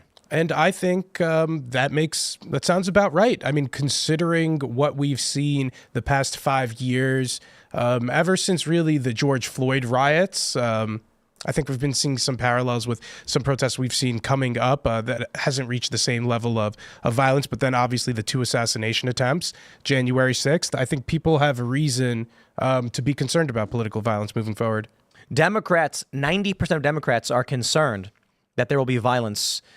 Much less, it's 59% of Republicans. So the Democrats, they know their neighbors. They've been hyped up aggressively about the January 6th stuff. CNN, MSNBC is constantly drilling them with January 6th stuff, fear-mongering. So I think that's why the Democrats are so high. Well, I think the added factor is the Democrats get information only from other Democrats. Yep. And that's not true of our side. So, for example, if you or I were asked to summarize, let's just say what Rachel Maddow believed, we could do it. We have a pretty good idea of how she thinks. We could state her opinion in a manner that would make her go, yeah, that's what I think. But I don't think she could state our opinion in the manner that we think. She would do a caricature of it. Well, hold on. If you were in a private closed room, Chatham House rules, Rachel Maddow would absolutely correctly nail down Tucker Carlson's worldview and opinions. And then once the camera turns on, she'd say he's a neo-Nazi white supremacist. Oh, I see what you mean. You're saying that she has the IQ to be able to do it, but she is does posturing. know better. Yeah, she's. It's the more run-of-the-mill default libs who don't know. And so you're more likely to find, because this is actually true, when you look at the data, this is actually interesting. Let me pull up the favorability on someone, say, Tim Walz, because Republicans should dislike the guy, right? Let me see about favorability. Why would Republicans dislike him? He has the camo hat. That's right. That changes everything. He's a white Midwestern man. They must like Joe him. Biden handling the kidding? president. Here we go. He was Is your opinion of Tim Walz favorable, unfavorable, or haven't you heard enough about him? Which is a weird way to phrase it. And Republicans say 4% favorable, 68% unfavorable, 27% haven't heard enough. Republicans will be like, I don't know enough about the guy. What do you think about? What do you think it's going to look like for Democrats and J.D. Vance? How do you feel about J.D. Vance? Democrats say 4% favorable, 87% unfavorable, 9% haven't heard enough. Because Democrats are just so dang sure of themselves. And Republicans are like, well, I need to know more. Republicans are more likely to say, I need to check myself and see what he's got to say. Democrats, they're not listening to J.D. Vance. They don't know what he has to say. They're just watching MSNBC and listening to what Rachel Maddow has to say. It feels like evidence of 2 different cultures that are in America. They have different values, they have different morals, they have very different ways of thinking. And I find that to be the most concerning part. It's very difficult to form a cohesive society if you continue to drift farther and farther apart, where even the common language, even the common way of interpreting news and information is just wildly different. They'll tar and feather JD Vance's weird and call it a day. That's I want to make sure we get this story in. This is big news from SCNR. IPCC data shows human activity not causing global temperature rises. Scientists, quote, these findings call for a fundamental reconsideration of the current man-made climate change narrative. They say the data in a report from the Intergovernmental Panel on Climate Change suggests that Earth's warming trend over the past 2 decades may not be attributable to human-related activity. Experts analyzing the report point to changes in the planet's albedo, the fraction of the sun's energy reflected by the Earth, as the factor driving the rise in global temperatures. Albedo fluctuations have caused Earth to reflect less solar energy and absorb more, leading to the warming trend frequently cited by activists, advocates, and policymakers focused on addressing climate change. In a recent interview with SCNR, Ned Nikolov, PhD, a scientist specializing in climate cosmology and astrophysics, expressed concerns about the integrity of the IPCC reports, accusing the panel of manipulating the data. Now, I'm going to pause here and just say this, right? I guarantee you're going to get pushback. The corporate press is going to say, no, this is not correct. These scientists are not experts, even though they're PhD scientists. They're going to say, no, all the experts agree. But I turn only to this, which will delight Elaad, to show you that climate change is over. Don't believe me? Listen to a minute from Greta Thunberg. In Palestine and all over the world, the fight against colonialism and corporations' destruction of the planet are intrinsically linked. Look at Chevron. Everyone knows that Chevron is one of the world's biggest climate criminals. But the oil giant is also fueling Israel's genocide in Palestine. As Israel bombs hospitals, homes, and schools in Gaza, Chevron supplies them with energy from 2 Israeli-claimed gas fields in the Mediterranean, making millions in the process. Ending Israel's genocide in Gaza and Israeli apartheid is a climate justice issue. Israel is destroying Palestinian lives, but also destroying Palestinian lands and resources through its warfare and industries that pollute and destroy the environment. We cannot stand by and do nothing. I'm joining Palestinian global calls to boycott Chevron. Together we are calling for Chevron to withdraw from its projects with Israel. Join the movement to defend human rights and protect the planet by pledging to boycott Chevron now. So when Greta Thunberg has no choice but to go, Palestine, there's no more money in climate change activism. It wasn't a component of the debates. It popped up for about 30 seconds and then it went away. And the general idea was like, wow, how could this be an existential threat and crisis if you don't even want to talk about it? Greta Thunberg made herself, according to some reports, maybe not, but very famous and wealthy she may have already been wealthy, off of climate change. And now she's segueing into Israel-Palestine. Why? Because the whole thing always just following activist trends without rhyme or reason. I think she speaks to a larger trend among the activist community, ready to move on to the next issue, the next most important issue ever, onto the next most important issue ever. And you'll see this continuing cascade and then trying to meld issues together. That's really it, really. It's a cult. The activist groups, they are a cult. And this is exactly it.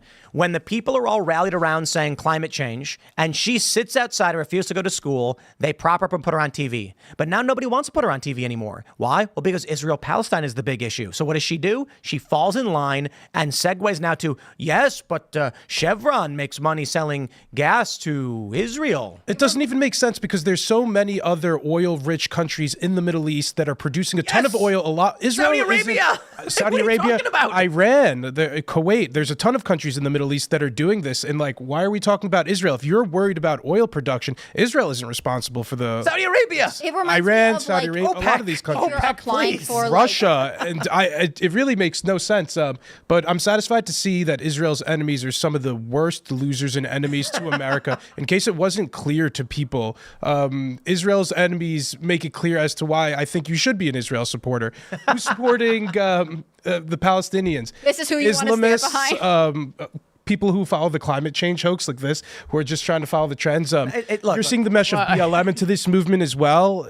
I think what's quite clear, if you just take a little bit of perspective, is that you have a group of people who are deeply restless in terms of their soul. And these are people who are always looking for a a moral cause that never involves personal responsibility. It always involves something that other people need to do. But this goes back decades. I mean, think about it. It's the revolving placard, right? It was the nuclear freeze. Then it was the ozone layer. Then it becomes racism. Then it becomes and then if you look at these demonstrations, it's the same guys. So you've realized they've given up the first placard and they took up the new one. And with each one, they come at you with tremendous sincerity. Like they believe that this is the issue.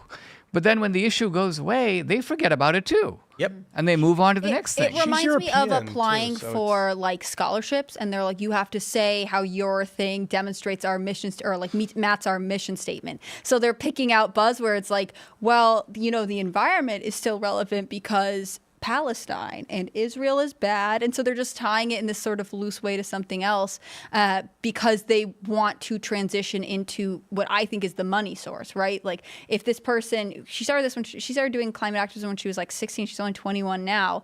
If this is her main source of supporting herself, she needs to continue to chase wherever people are sending their donations or paying her to give speeches or whatever. Like wherever the money is, that's where they go. So in this case, it's like, how can we tie this thing that I was known for to this cause that's more trendy right now?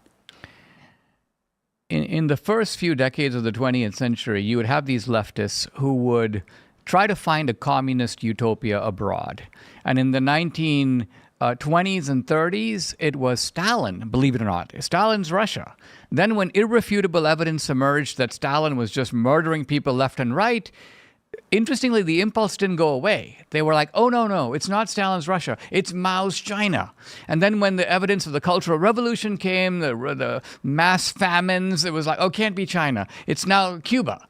And then evidence comes out, it's not Cuba. They have these horrible hospitals. They kill dissidents. Nicaragua.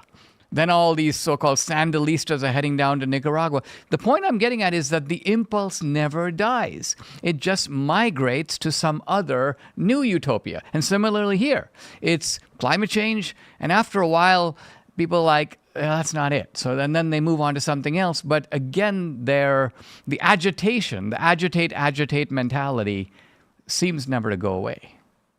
Well, if you solve the problem, then everyone has to go home and find other careers, right? Like if this is what you're basing your both financial and social worth off of, then you can't have something that has a solution. Otherwise, you disappear with it.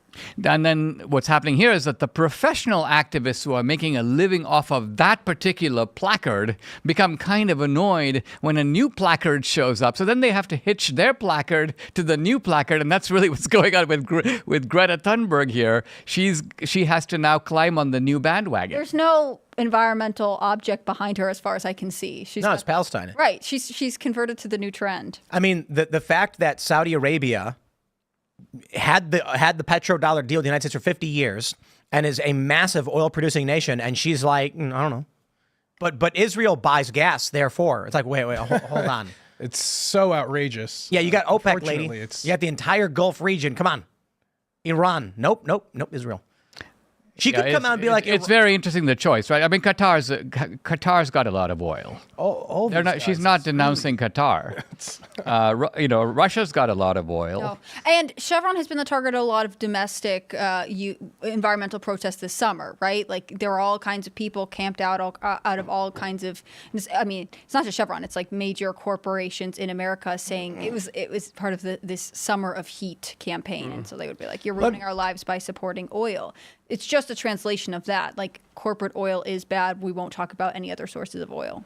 Let me try to give her some credit. I think she might be trying to appropriate some of the Palestinian cause to try to reinvigorate some energy into the climate change movement. She wants to bring more Islamists into the climate change movement. That's very inclusive of her. So she's like, hey, look, I'm in the kafia. I care about Palestine. You guys ought to care about climate change. Like, let's do this sort of exchange. Stop pumping oil, your entire economy, Saudi Arabia. Yeah, right.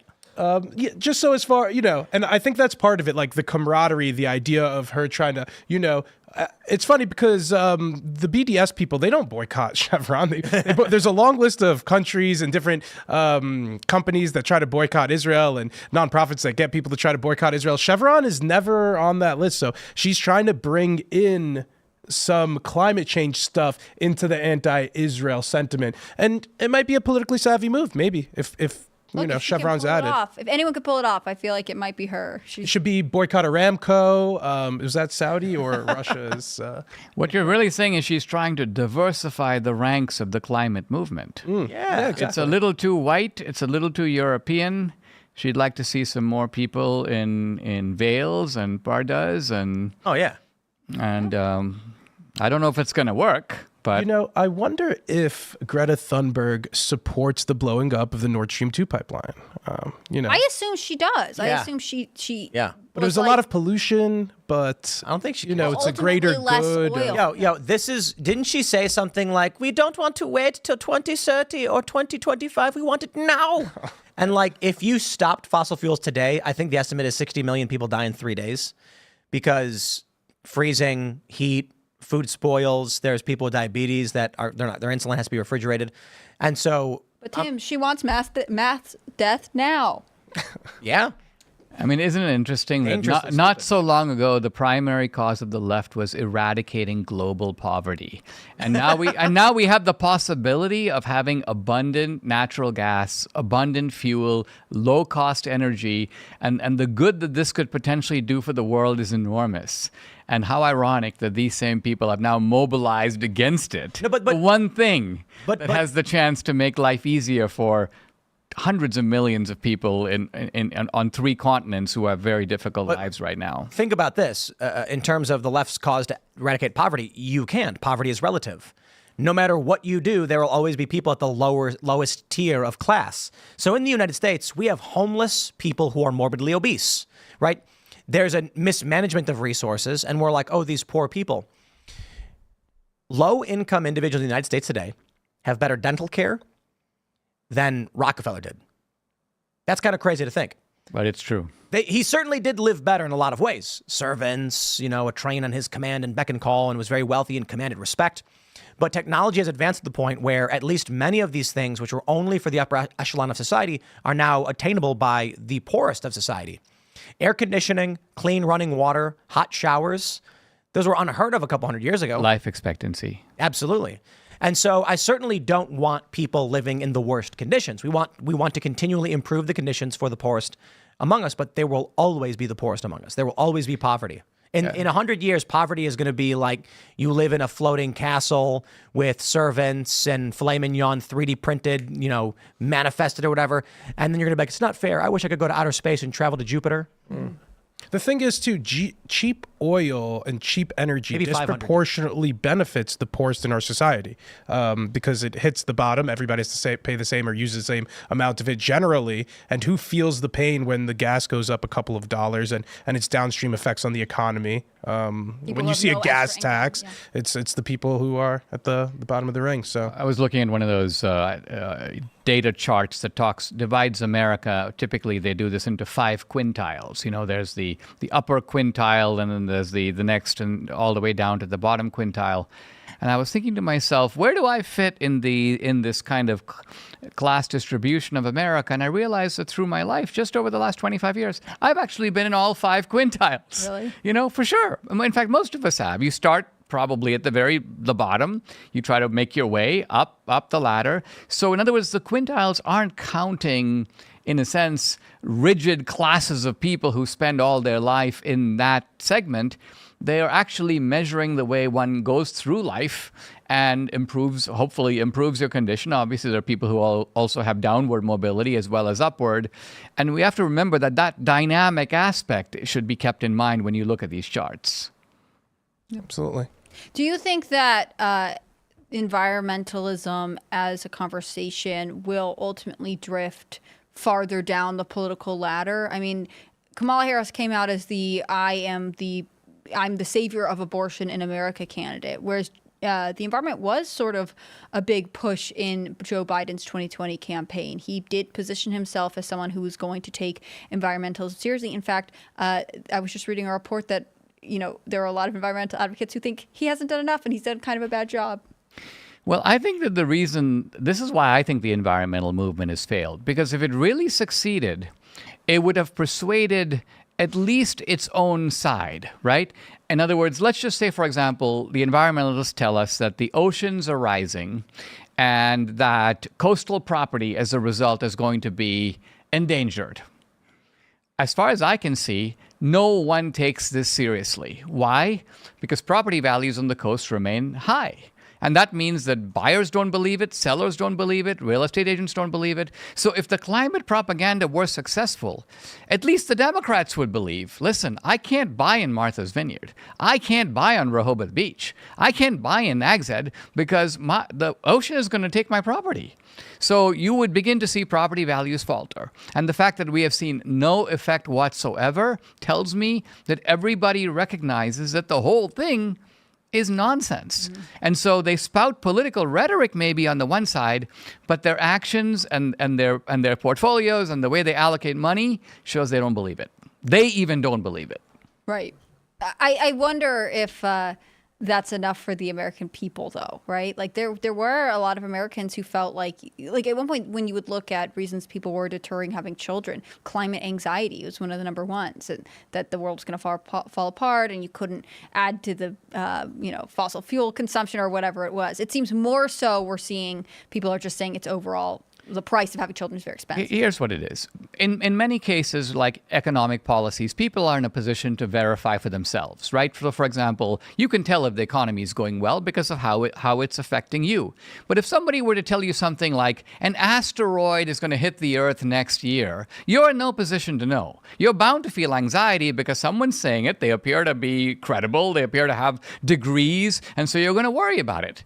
But if a year goes by and 2 years goes by and 10 years goes by, and there's no sign of the asteroid, after a while you're going to go, wait a minute, I don't really not too worried about that asteroid anymore. I think that's what's really happening is that initially people thought, that serious people are doing calculations and something troubling is going on with the entire globe. And now they've begun to realize that, you know what, there's a lot of variation in temperature. Some summers are hotter, others are not so hot. One tidbit. It's Obama buying waterfront property in Martha's Vineyard. There you go. I just kind of don't believe you anymore, man. And I think something similar is happening with Trump. I mean, I think that he is really a known quantity after basically a decade of running for public office. At one point, there was a big panic and fear, like he's going to ruin everyone's lives forever. But after his economy was pretty good and Biden's was pretty bad, I think people are similarly not looking out for this asteroid in the same way. They sort of don't. And Trump is quite, if you watch any of his rallies, the guy is an obvious comedian. He's an obvious stand-up guy. So when he says things like, I'll be dictator for a day, and you pretend to take that seriously, he's really going to be dictator for a whole day. But Hannity asked him, will you be a dictator? It was only on day one to secure the border and drill for oil. And they were like, he's going to murder people. It's like, what? Right. He said to get the border closed. And then he said bloodbath. And Kamala Harris is like, he said there will be a bloodbath. And he's like, yeah, in the auto industry. It means an economic downturn. What? But they're acting like they're morons, perhaps because many of them are. This Greta person stinks. I never want to hear about her ever again. I looked her up to see, like, what is she up to these days? Because, again, she made her... I remember I had a teacher in high school who was like, I heard her speak at the UN. It was really impactful. And, you were saying before the show, like, it's just not cute anymore. And I was trying to see, like, is she in college? Like, does she run a group? And all I can find are these, like, honorary doctorates that have been conferred to her by all of these universities. Yeah. I mean, she's such a weird creature. I think what it is that they're almost daring us to make fun of her, knowing that the moment we do, they will immediately turn on us and accuse us of being horribly insensitive and so on. And so we hold back, we resist. And it's like a little game that they're playing. I don't know. I kind of like this idea. If the cause that you champion isn't popular, just attach it to a separate cause, and that's how you can get your cause across. Did you guys hear about the Magic the Gathering scandal? Well, it's the Democrats. The Hillary Clinton and Kamala Harris. So they banned some magic cards. You're doing it the wrong way. Israel was involved. You don't understand what's really trendy right now. Netanyahu personally called Hasbro and said, "I want to ban Jeweled Lotus," and so it was The Jeweled Lotus was stolen by the Jews in Israel, and they wanted it all for themselves. They want to crash the market. But Tim had to explain this whole thing to me before the show. I was completely clueless. I was playing a video going over the news of the day, but actually for us, it would have to be more like Iran and Hezbollah called Wizards of the Coast, and they were like, ban this, and we're like, oh no, and it's like she's the need to wipe them off the map now. Last thing on climate change, with Iran because they banned magic cards. Last thing on climate change. Even if the United States got to net zero, I think we only contribute something like 15 or 20% of the world's global emissions. And if there's no global consensus and cooperation on this, we're not getting anywhere. China doesn't care at all. They're increasing their coal productions. But a lot of the biggest climate change biggest proponents of climate change will not blame China and say they're, a role model in the Wasn't field. this a part of NAFTA too? Like Trump was like, NAFTA's a terrible deal. And one of the problems is there were all kinds of environmental, like carbon emission reduction requirements that Mexico just did not meet. Yeah. And it was sort of like, you guys should do that. And they'd be like, we're probably not going to. And then America would still continue to be like, well, ban plastic straws and whatever else. Like there are countries that are actually, they're producing more in terms of emissions, and we just can't do anything to stop them, and we all know it's hard to blame them too, because they're not doing this because they're like, oh, screw the planet and we want to contribute to pollution. They're doing this because cheap energy is good for their people, and it helps with the economic development of their country. So you're asking these countries to sacrifice the well-being of the people in your country, make everything in the country more expensive. Why? Because some chart from some scientist says something in the future in a 50 or 100 years might happen. There's another factor here that's going on, and this is something that was figured out internally in the country through the civil rights movement by the blacks, but it's now been figured out by the rest of the world with regard to the West. And that is, the West is the only civilization that is plagued by guilt over its own success. No one else feels this way. If you go to other countries and talk about the Indo-Pakistan War, the Indians will say things like, well, we had a war and we won, and that's that. And there's no further need for discussion beyond the fact that we defeated you and we took all this territory and we're not giving it back because we got it. It's only the West where you can say things like, hey, listen, you've had all this development and now you now need to pay us. You now need to turn over some of this wealth to us. As long as the West is willing to take out its wallet when that happens, the rest of the world realizes that guilt is a highly profitable business. Mm-hmm. Yep. And so the Indians and the Chinese, you've just got to realize that they will mouth the slogans of climate change because they have been initiated into a game that the West has invented, that they have now learned how to play. They have no intention of actually doing anything, or restricting their own development. That would be insane. They would have to face their own people if they did that. They have no intention of even going there. But they recognize that when they go to the UN, they're going to show climate sensitivity and use all the appropriate climate emergency and so on. But it's ultimately the West that has brought this, I think, in this problem on itself because of its demonstrated willingness to be suckered in this way. Yeah. We're going to go to Super Chat, so smash that like button. Everybody, if you are watching, if all of you right now smash that like button, we'd have 50,000 likes. How about that?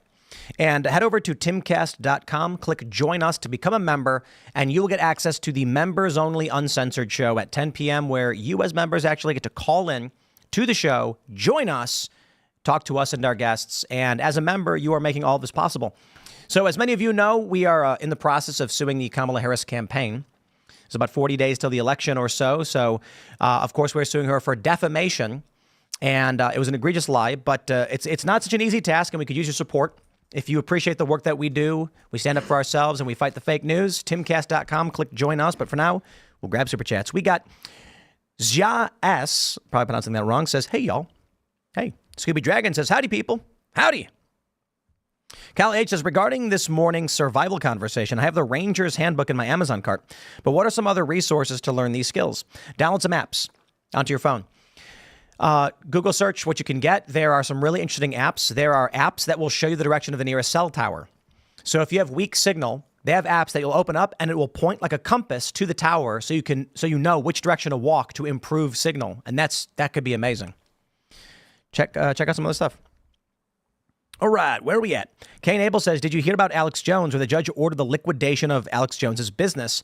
They will go after his house and other belongings. Yeah, this is crazy. Apparently, in the next couple of weeks, they're going to completely liquidate InfoWars. They're going to auction off parts of it or something like that. I've heard this. Who's going to buy it? Is he still going to continue the show, however? I don't know how you in a different way. How do you stop him? Yeah. It's impossible to stop the guy. You could take everything from him, and some random person can hold up a cell phone and Alex Jones can go off and get 1 million views. It's easier than ever, to stream in any way. So, but I mean, it's kind of crazy. The bigger question I have is, who would buy Alex Jones's equipment? Oh, I thought you said company. I thought we were going to be parent company to. No. They're liquidating his company, which means they're going to try and get as much money as possible to pay off the lawsuit. But I also think it's going to be strange. I mean, especially in liberal circles, which is dominant in the media industry, who's going to want to be the person who has Alex Jones's camera? Maybe as a trophy to be like, look at this, I bought his camera. But if you're a company and you're like, we bought Alex Jones's equipment from InfoWars to run this, they're going to be like, why would you help him? Why would you do that? But if you're starting, unless it's branded or something like that, like I'm sure there's some business that's like, it's super cheap, I'm going to buy it, and so therefore I have this fancy equipment, because the government sells quickly. And you'll get it at dirt. You'll get it for dirt, I guess, but then people keep it secret. But if anyone finds out that you bought Alex Jones's equipment to help pay down his debt from these families, I imagine they're going to accuse you of being far right or something. I mean, it seems like this whole thing there's a strong vindictive component here, right? In other words, their whole deal is we don't really, because if they were trying to maximize Alex Jones's revenue so that he could pay off these legal debts, they would keep him in business. Yep. But they would rather take less money, I think, and try to wreck his operation. They said this. Yeah. They said they want to shut him down. They want to shut him down. But like you say, and that would have worked 25 years ago, but in today's era, it's a little difficult to pull off. And I think part of Alex Jones's revenge needs to be, I think, to sort of stay on the air. There's nothing that they could ever do. That he can go to Best Buy and grab a camera for $200. Yeah. They can. I mean, they're going to claim he owes the GDP of France or whatever, but there's limitations what they can take from him. They can't take his clothing off his back. I wonder if we'll ever see a case where they go after his platforms as an asset of the company. But even then, Alex Jones will go to some young guy, and he'll be like, "How many followers you got?" And I got 100,000 on X. Okay, broadcast me. And he's going to be like, "Yeah," and that kid's going to be like, "I'm going to get 1 million followers from this." There's just no way to stop Alex Jones. How do you stop someone from speaking? Yeah. I guess you can try to track any revenue that comes in from that and say, I'm going to go after that, but that still doesn't intercept the speech itself. So in that sense, Alex Jones retains his free speech. All right, let's grab some more super chats. I'm Not Your Buddy Guy says, people end the existence of others for a couple $100,000 in insurance money. What do you think others would do for control of the most powerful military economy and influence in the world? Yeah. It's not just that. It's that people hire hitmen. There are hitmen who get paid like 10 grand, like to end someone's life. That's crazy. If you watch these crime shows, you realize that people will do murder for like $200. It's insane. Jacqueline Stoico says, dang, I had to dig for this show. Isn't that something? The people who watch the show frequently keep talking about how YouTube makes it very hard to find. Indeed. Well, I really do appreciate that you guys tune in every night, and that makes it very difficult for them to try and censor us. If everybody shared this show, we'd be the biggest show in the world. We would. And I had someone super chat the other day. I missed the super chat, but they were like, Dan Bongino gets 100,000 to 150,000. You really think he'd be the biggest? First of all, Dan Bongino is awesome, big fan, and he does have a massive show. And yes, my point is, if 50,000 people all at once posted the link on X, it would be the #1 worldwide trend. And then you'd get millions of people watching. That's true. It's just people don't do that. I don't know. We talked about maybe doing something cool like that. There used to be this app called Thunderclap. You'd sign up for it, and it would connect to your Twitter account. And then all at once, it sends out the same tweet, creating a viral worldwide trend so everybody sees it in their feed. But, whatever. Share the show if you like it to help bypass the censorship. All right. Shannon says Candace Owens proved Kamala ain't black. Well, did Kamala vote for Joe Biden? Because that's the evidence we need. I mean, if she didn't, then it's true. She's not black. Did she prove Macron's wife is a dude yet? I'm still waiting for that one. I don't know what we're doing here. All right. Sound Logic says, how do you know if you were one of the first 500 to sign up for Boonies HQ to get a free board? I think it's first 100, not 500. On the website, it says the first 100 members get a free limited edition deck. I suppose we're going to reach out to the first 100 and let them know that you were in the first group to sign up. We sold out of all the snack boards. Let me see if we can. What do we got going on here at the old Boonies store? Snack boards are back in stock, ladies and gentlemen. We are quick with it. We have 8 5s and 8s available. So these sold out instantly in a day. Head over to boonieshq.com. The Step on Snack and Find Out boards are available. And holy crap, they went quick. So we don't have the boobies. This is my favorite, actually, now. I didn't even know we were making this one. There's none of them, though. It's a booby bird. You ever see a booby? They have blue feet. And instead of boonies, there's a bee over it. It's brilliant. I love it. But the snack boards are back. It's funny because like my board sold a little bit, Bocas and Taylor sold a little bit, and then the snack boards were instantly gone. So if you want to get a Step on Snack and Find Out skateboard, boonieshq.com. All right, Stephen Shefflow says, hey, Tim and community, friend of mine is battling stage 4 cancer and has 2 young kids and could use the help. I know GoFundMe, but please help if you can. Support Zoke's fight against melanoma. It's Szoke. Zoke? I hope I'm pronouncing that right. Best of luck, good sir. Sorry to hear. The Dark King says, hey, Tim, I just want to let you know, is the only possibility that has been showing up regularly without fail is the no show tonight you posted 3 days ago. Weird. Oh, interesting. Oh, he's saying the only thing he's getting from the feed is the one where I said there wasn't a show yesterday. YouTube plays dirty games. That's what we call it dirty games. It's not very fun. Mad Max says, make no mistake, a very significant part of the GOP hates Trump even more than Dems and would like nothing more for Trump to go away. And I agree. There are a lot of Republicans who hate Trump and will vote for him anyway. Because what are you going to do? I think, if I'm hiring, this is what I was saying like a year or two ago. 2 guys show up to your house, Dinesh, right? And you got a broken toilet, and it stinks. And you got one guy who's who said, I could fix it. It's like, okay, well, you're a plumber. Well, I could be a plumber. And you're like, has anyone ever worked with you before? No. Do you have any reviews? No, not a single review. I took the job after, my boss left the company and I just decided to be a plumber. You'd be like, okay. Then another guy comes in with his butt crack sticking out and he's spitting up and he's, yelling and complaining. And he's overconfident. I'm going to fix this. I'm the best plumber. He's got tons of reviews. He's got rave fans. They're all cheering for him. You actually have seen his work in the past. You know that he's good at fixing the toilets. Who are you going to pick? Right? Absolutely. You're like, I'm not inviting him to dinner. I'm asking him to fix a problem for me. Okay? He can spit and cuss and yell, but he's gonna fix my toilet and get the stench out of here. The other person might seem nice and be drunk. Who knows? But I don't even know who this person is. How do you vote for him? I mean, it's a good moment to spell out like the philosophy of what appears to be the Paul Ryan view of the world. And that is, let's sort of tank the 2024 election so that we get rid of Trump. Let's bring the Democrats in for another term. Admittedly, they're sort of destroying America, but the great news here is that we have a chance now to reconstitute the Republican Party so we can beat them the next time around, and this time we'll be a GOP without Trump, and we'll be better and stronger than ever.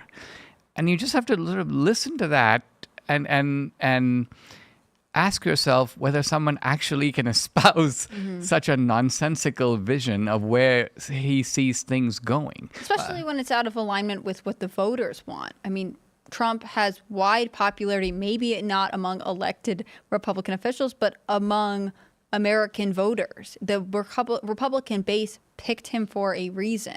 And I think to say like, well, I know best, the Republican Party must reform under the image I see fit, and that's Donald Trump-less.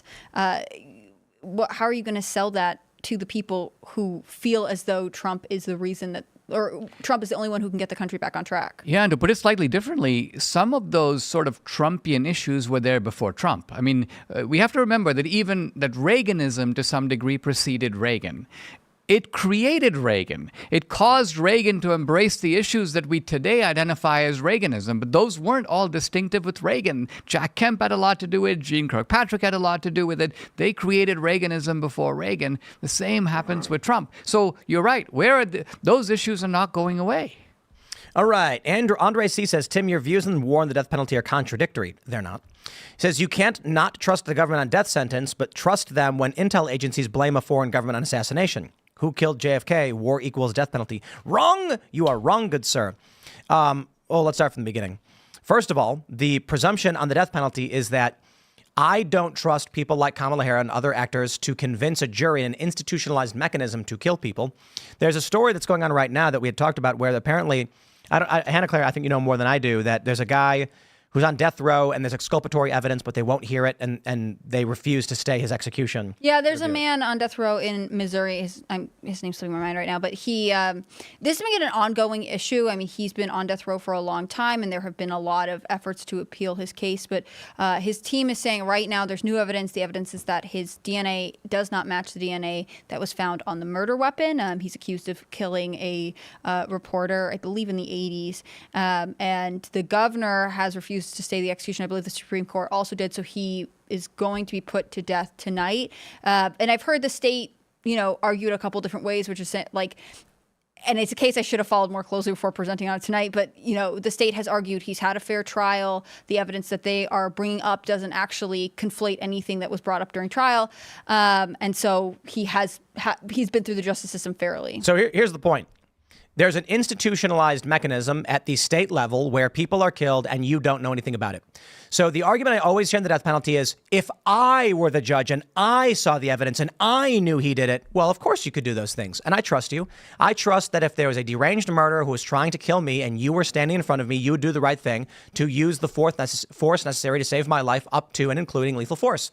I don't trust an institution that is the bureaucracy of the United States to effectively run a system that kills people because they deem it to be so, because there's a big difference between you as a good moral person and the Democrats in this country who don't know up from down and vote for Kamala Harris, who are going to be on those juries. And you're never going to get past that one. But more to the point, the idea that, first of all, the death penalty presumption was always that in the event you know definitively a person is a threat to others, you have the right to take action to protect others. We know that. The problem is you don't know. That's why when I brought up war with Iran, I specifically said, imagine a circumstance where we knew definitively it wasn't a question of they're trying to convince you. It was somehow 100% you as an individual. Then would you be okay with war? The question is always whether or not you as an individual have direct knowledge of an event beyond a reasonable doubt, or an institution has decided to convince you of something and you let them do it. Because you're right. War and the death penalty are very much related. Why do you think I'm extremely anti-intervention? Because the government came to us and said, trust us, we have to go invade these foreign countries. Trust us, we need the drone bombings. Barack Obama says, trust us, we're only targeting evil people. And then he went and blew up a bunch of American citizens. So no, I don't trust you. I don't trust a single person. You explained to me how Abdul Rahman al-Awlaki was killed by the U.S. government in a country we're not at war with. No, I don't trust any of it. So if you think domestically, I'm going to support people who say, trust me, we need to kill this guy, I'm going to say, screw off. I've been down that road. I see exactly what you do. Sure, probably most of the people, the overwhelming majority of the people you're going after, but sooner or later, there's going to be political retribution, or there's going to be error and negligence and malice that result in innocent people being killed. And that is a problem, in my opinion. If you want to look it up, the case I was referring to is Marcellus Williams, and he was actually executed about 40 minutes ago. No, wow. Mm-hmm. And there was potentially exculpatory evidence, and they didn't want to hear it.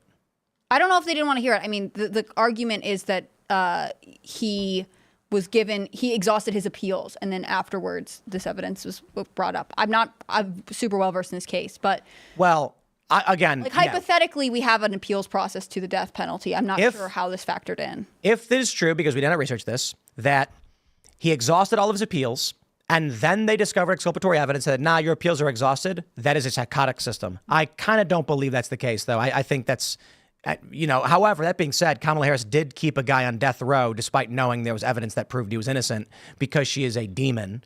And it's just insane to me that we know it's not just Kamala Harris, that other prosecutors have kept innocent people on death row out of fear for career embarrassment, and they don't want to acknowledge they prosecuted an innocent person, so they're just like, just kill him so that no one finds out. That's insane. And this happens. I'm not ardently against the death penalty. It's something that I feel like I'm constantly reviewing and how I feel about it because it's so complicated. But this case is weird because from what I know from the reporting I was listening to today, the victim's family was saying that the execution should be stayed. I think that's, and there you go. Everyone should agree. If the victim's family says, guys, wait, we don't want to kill a guy who's wrong. Imagine you're a dad and your daughter gets killed and you're angry and you demand answers and they find a guy who fits the bill. They think it's him. And you're like, I want justice. And then 10 years later, you think everything's resolved and evidence comes out proving this guy did not do it definitively. It was someone else. Would you want to have blood on your hands of an innocent person?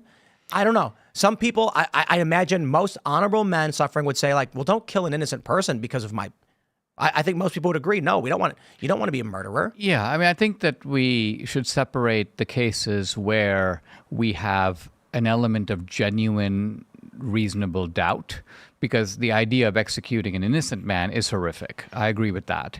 On the other hand, let's just take the case where, let's say, for example, you have a serial murderer and he is on video having done these things. And in other words, there is no doubt, not even reasonable doubt, there's no doubt at all that this is in fact the perpetrator and the crimes are horrific. I think in that case, the argument for the death penalty is extremely strong. Except that argument is, in a single instance where we have definitive proof, we justify an entire machine where other instances without proof will be justified. So every single time I have this conversation, the opposing argument is always, what about the one moment where you know for sure? But we're not arguing about one moment. We all agree.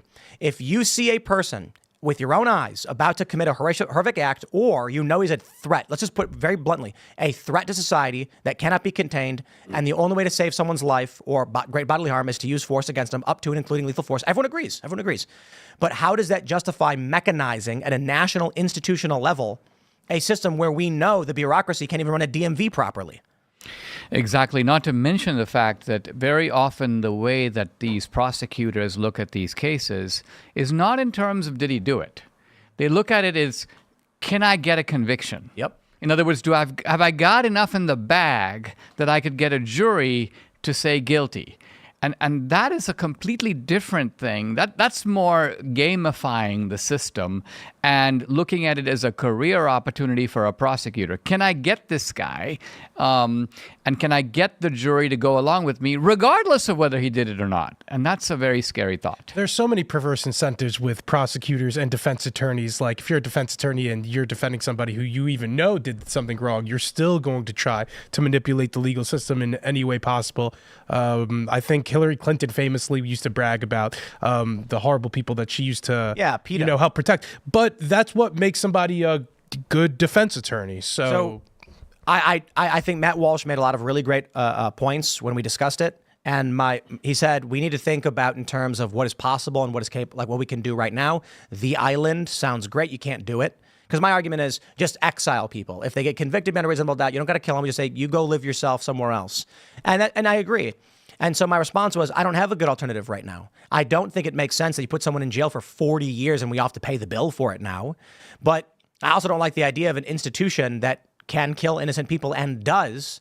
Depending on the metrics you look at, it could be between, 1 in 200 to 1 in 80. It's like 4% of the high end from activist groups is around 4% of executions are innocent individuals. 4 out of 100, that's 1 in 25. That's crazy. It could be as low by conservative estimates of 1 in 200. And I'm like, that's still crazy.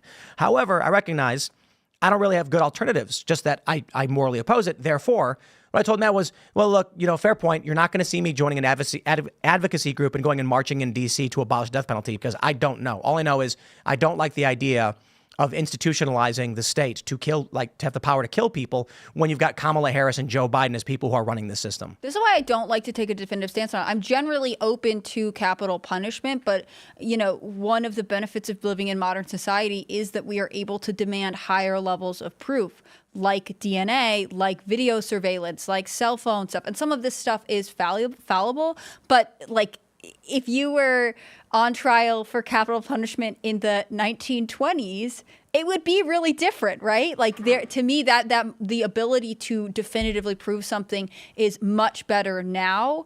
And of course, the risk of potentially putting someone to death for a crime they didn't commit is horrifying. On the other hand, the burden, or like if our prison system is to remove violence from society and hopefully reform those who can be reformed and otherwise deal with those who can't, I think you have to weigh the benefits here. Andre C. chiming in again saying, Tim, intel agencies fabricated definitive proof in the past. You can't not trust on death penalty, but trust the same institution on foreign assassin. I think, once again, you are mistaken, sir. I have never said I will trust the intelligence agencies on foreign assassinations.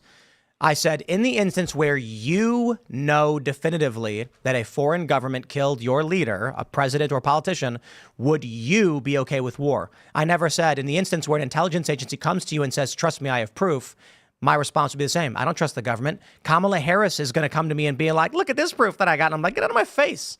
Or the Vindmans. They're going to be like, we're going to trust. No, none of you people. I'm saying. I mean, we've been talking about assassination attempts on Trump. Now think about it. It's on the third attempt we talked about Iran. But look at the first two attempts, right? Now, no one is saying, and I wouldn't say for a minute that this is an, quote, inside job in which the intelligence agency selected a 20-year-old like Crooks and said, you go do it. That's not believable. But what is to me believable is that people high up in the government know that there are kooks out there who might want to get Trump. And they don't think it's the worst thing in the world if they did. And so you find out there's this guy, Crooks, and, he's planning to go up in this building and climb up on this roof. And so you conveniently leave the roof unguarded. Yep. This kind of thing to me is believable and needs to be investigated. I'm not saying it happened exactly that way, but it could have. And it is telling that we have so much distrust today of our own agencies that we would believe them fully capable of doing that. All right, everybody, if you haven't already, would you kindly smash that like button, subscribe to this channel, and share the show right now everywhere you can. If you share the show, it really does help out because that's how podcasts basically grow, word of mouth. Go to timcast.com right now, click join us. The members only show will be starting in about a minute. It's going to be a lot of fun, so we hope to see you there. You can follow me on X at Timcast. Dinesh, do you want to shout anything out? Sure. I'm Dinesh D'Souza, and my film Vindicating Trump is out in theaters, 800-plus theaters this coming weekend, September 27th. Get tickets at vindicatingtrump.com. Awesome. Dinesh, it's been a fun convo. I'll be sure to go check out that movie. Everybody, please follow Timcast News on Instagram and Twitter. That's where you could see some of mine and other people's work here. I was in Pennsylvania earlier today covering a Republicans for Harris rally that I'll be posting clips from. You can follow me on Instagram at Barely Informed with Elaad, or Twitter at Elaad Eliyahu for all your compliments and complaints. Hannah Claire? Compliments and complaints.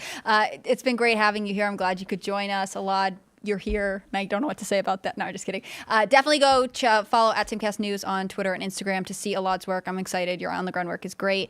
If you want to see work from the rest of our writers, you can also go to scnr.com. That's Scanner News. And if you want to follow me personally, sorry, my stutter's kicking in. I'm on Instagram at hannahclaire.b. I'm on Twitter at hannahclaireb. Thanks for everything you guys do. Have a good night.